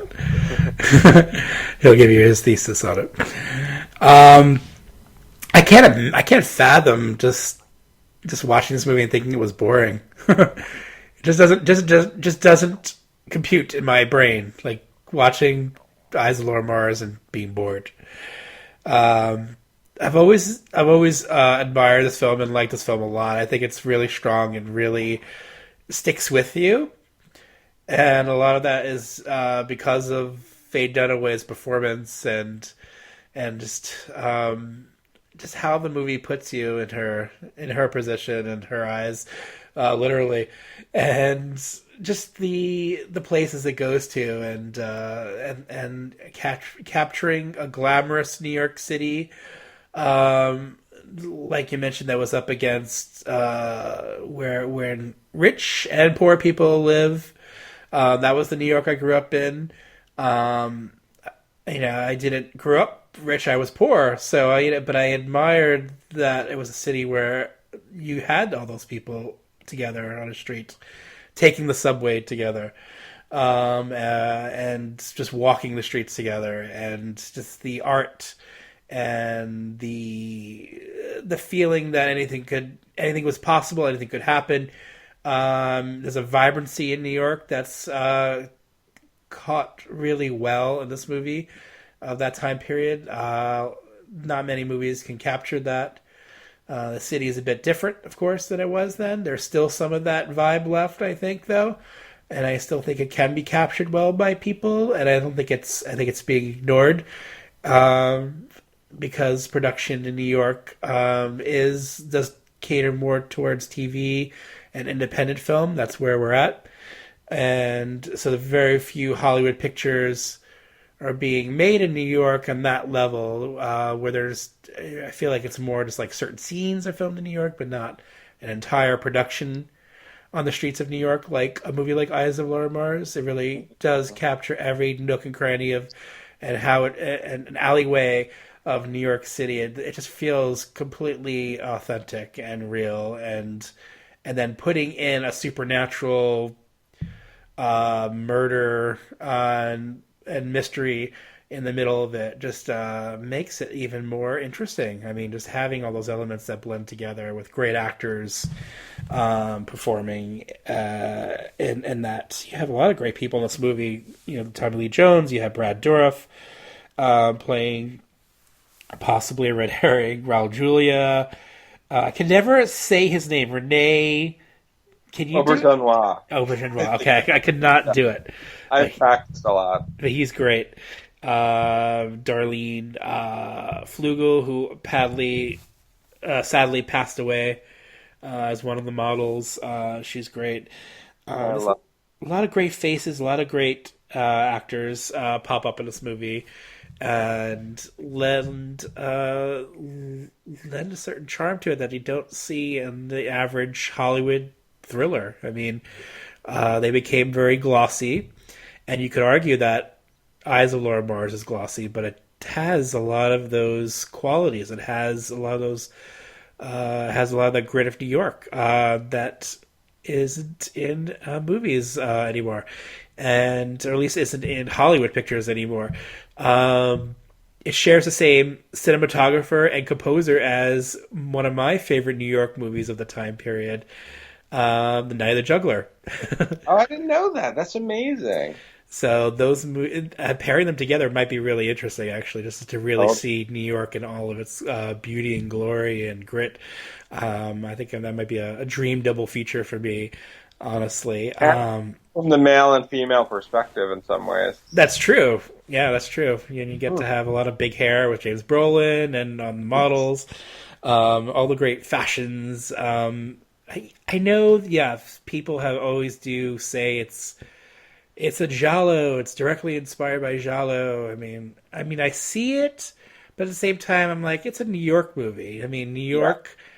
I know giallos often are set around the fashion world, blah blah blah, but New York is the fashion capital of the world. So, so to me, it's foremost a New York movie than a European inspired movie.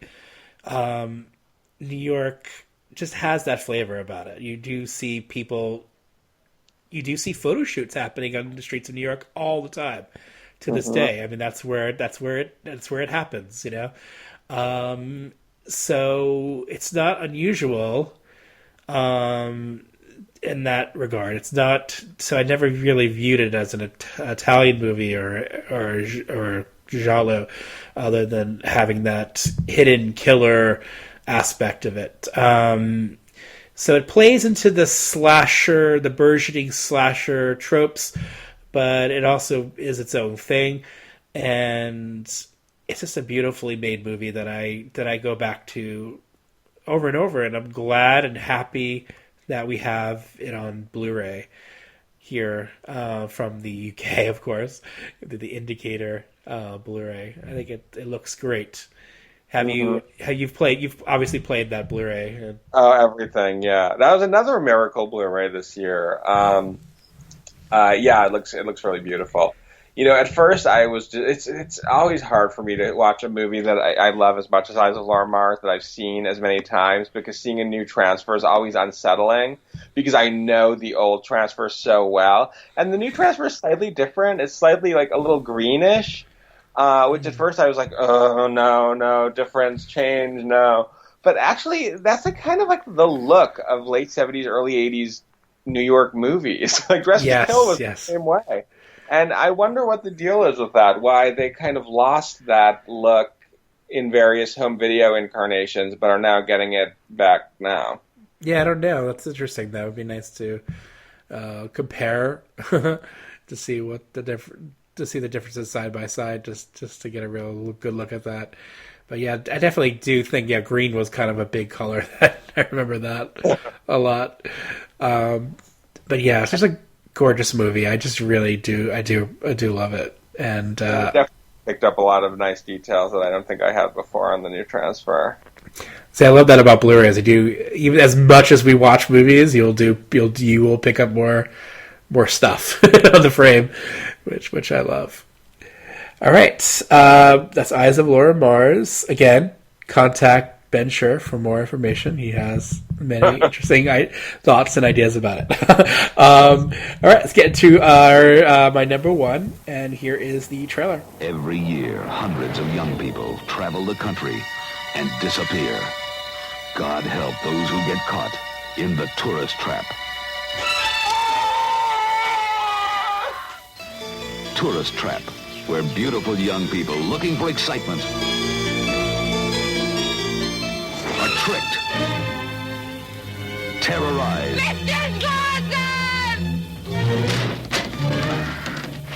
trapped. Let go!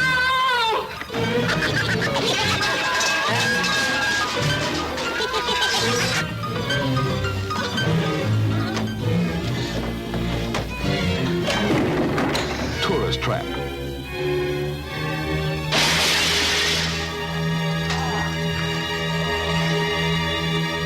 Shock you can see.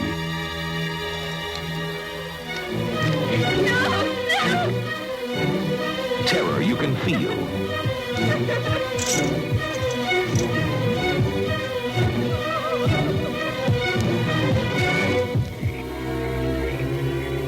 Heart-stopping suspense that makes this the nightmare that never ends.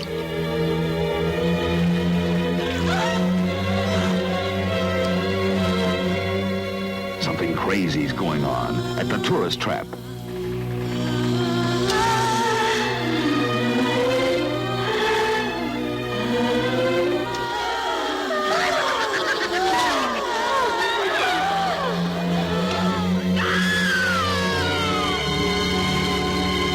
Okay, Tourist Trap. This is a slasher movie that I've always loved. I saw it very young in a movie theater. It initially came out in March of 1979 by Compass International. I ended up seeing it in October. It was re-released, and guess where it played? Again, the Lowe's Astor Plaza. Seeing these slasher movies on a big screen in Times Square was kind of probably what cemented my love for slasher movies. Really, as seeing them there and just enjoying horror movies on a big screen in a big theater. This one really stuck with me though. I really liked those from the opening, the first few opening, from the opening kill.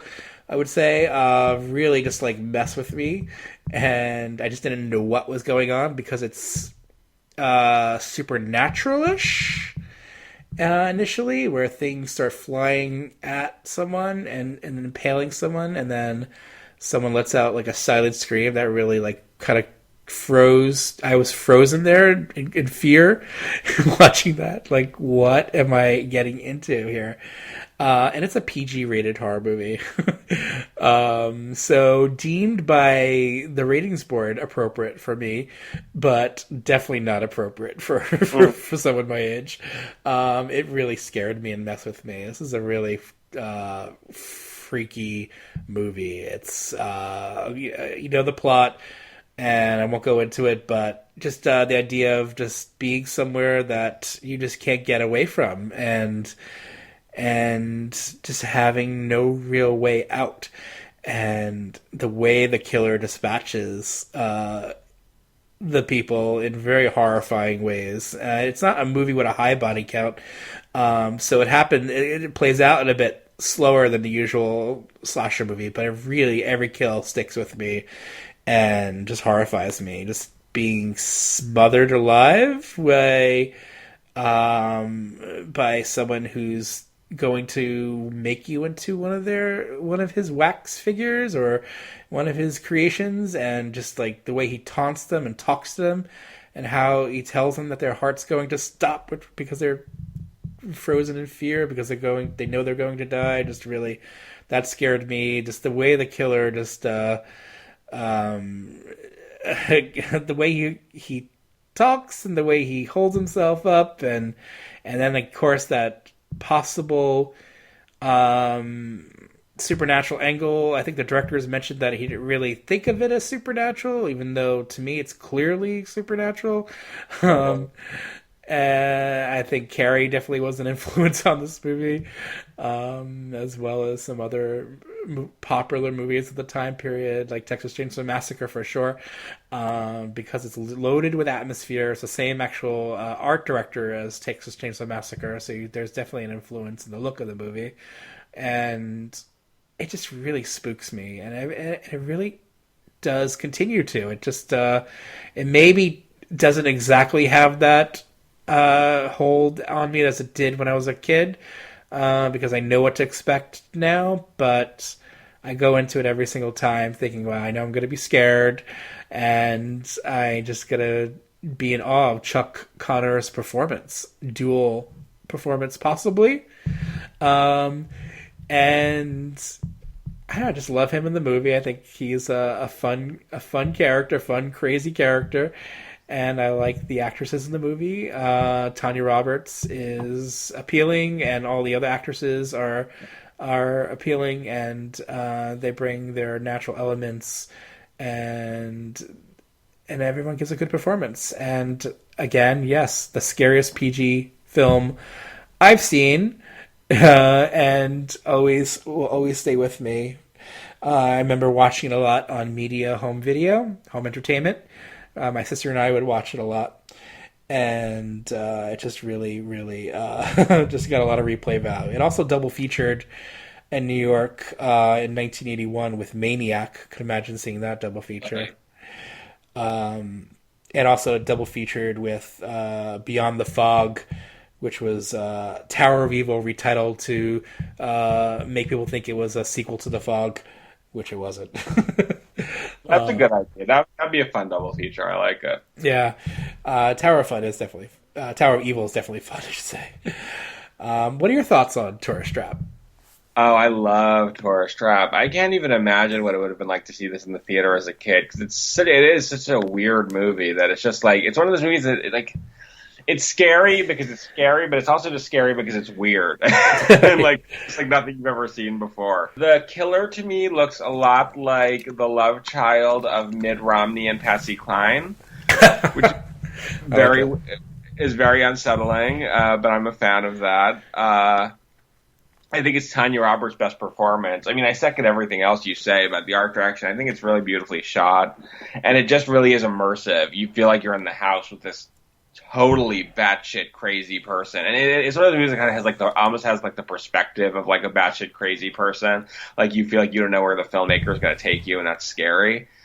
I'm sure it especially was on the big screen. I was going to say something else.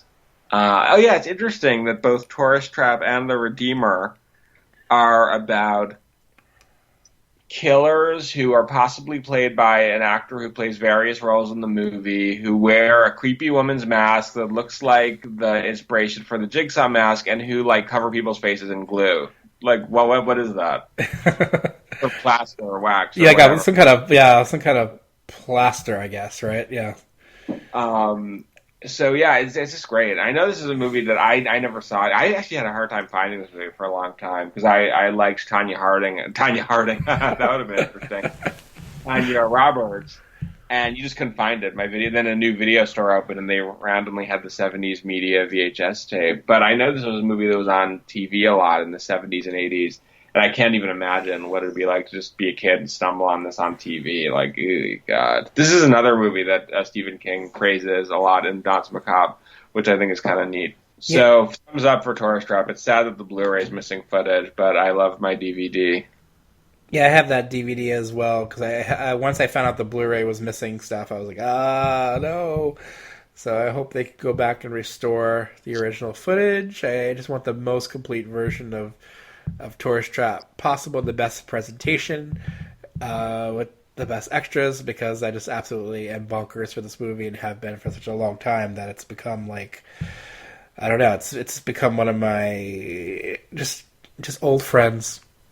It's become one of my mannequins that I hang out with. Yeah. Old scary mannequin friends. I need to show this movie to Jason. I think he'd really like it. I love that it played on TV a lot, because I guess because it was rated PG, I guess they see that it was okay enough for TV. Kids could watch that, whatever. Yeah. They probably knew kids would be obsessed with it. Yeah, maybe. It's not. There isn't a lot of blood in the movie. It's probably why it got past the censor boards, and I think the director said that he was upset that it wasn't rated R because he felt like it hurt the movie box office wise.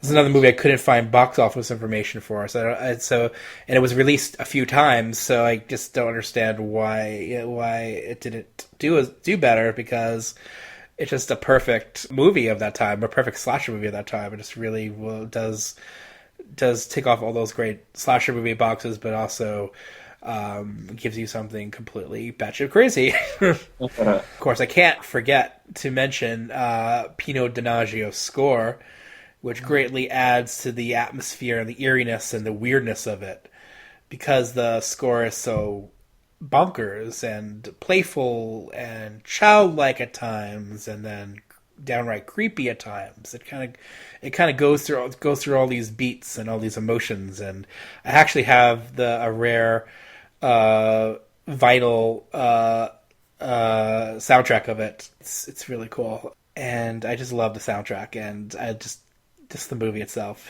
will always stick with me. So please release a collector's edition Blu-ray. Someone get it away from who has it. It's Full Moon, of course, but I think it's with them. Oh well.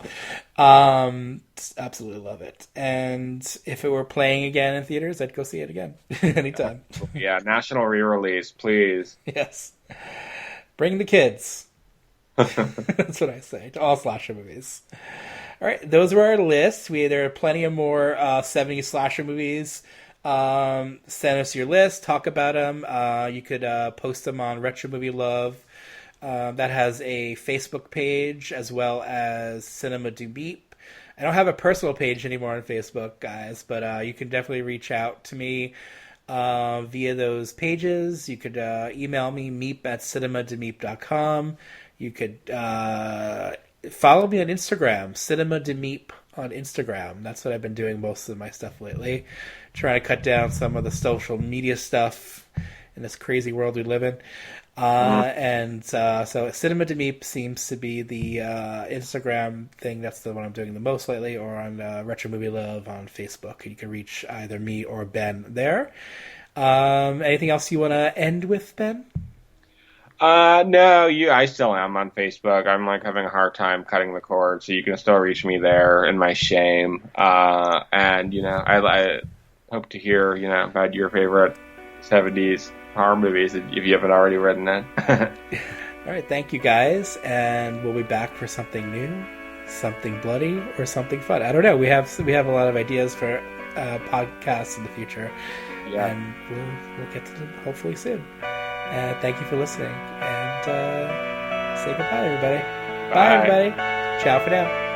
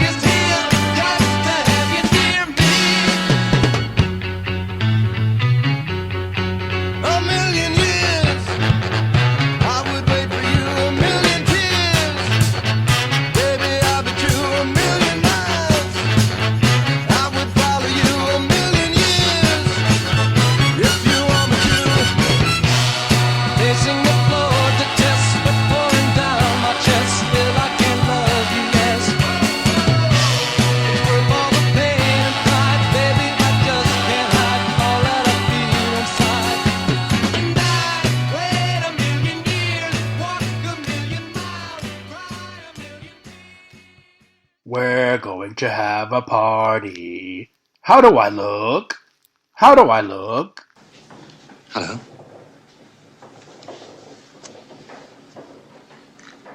What you been up to? My own business.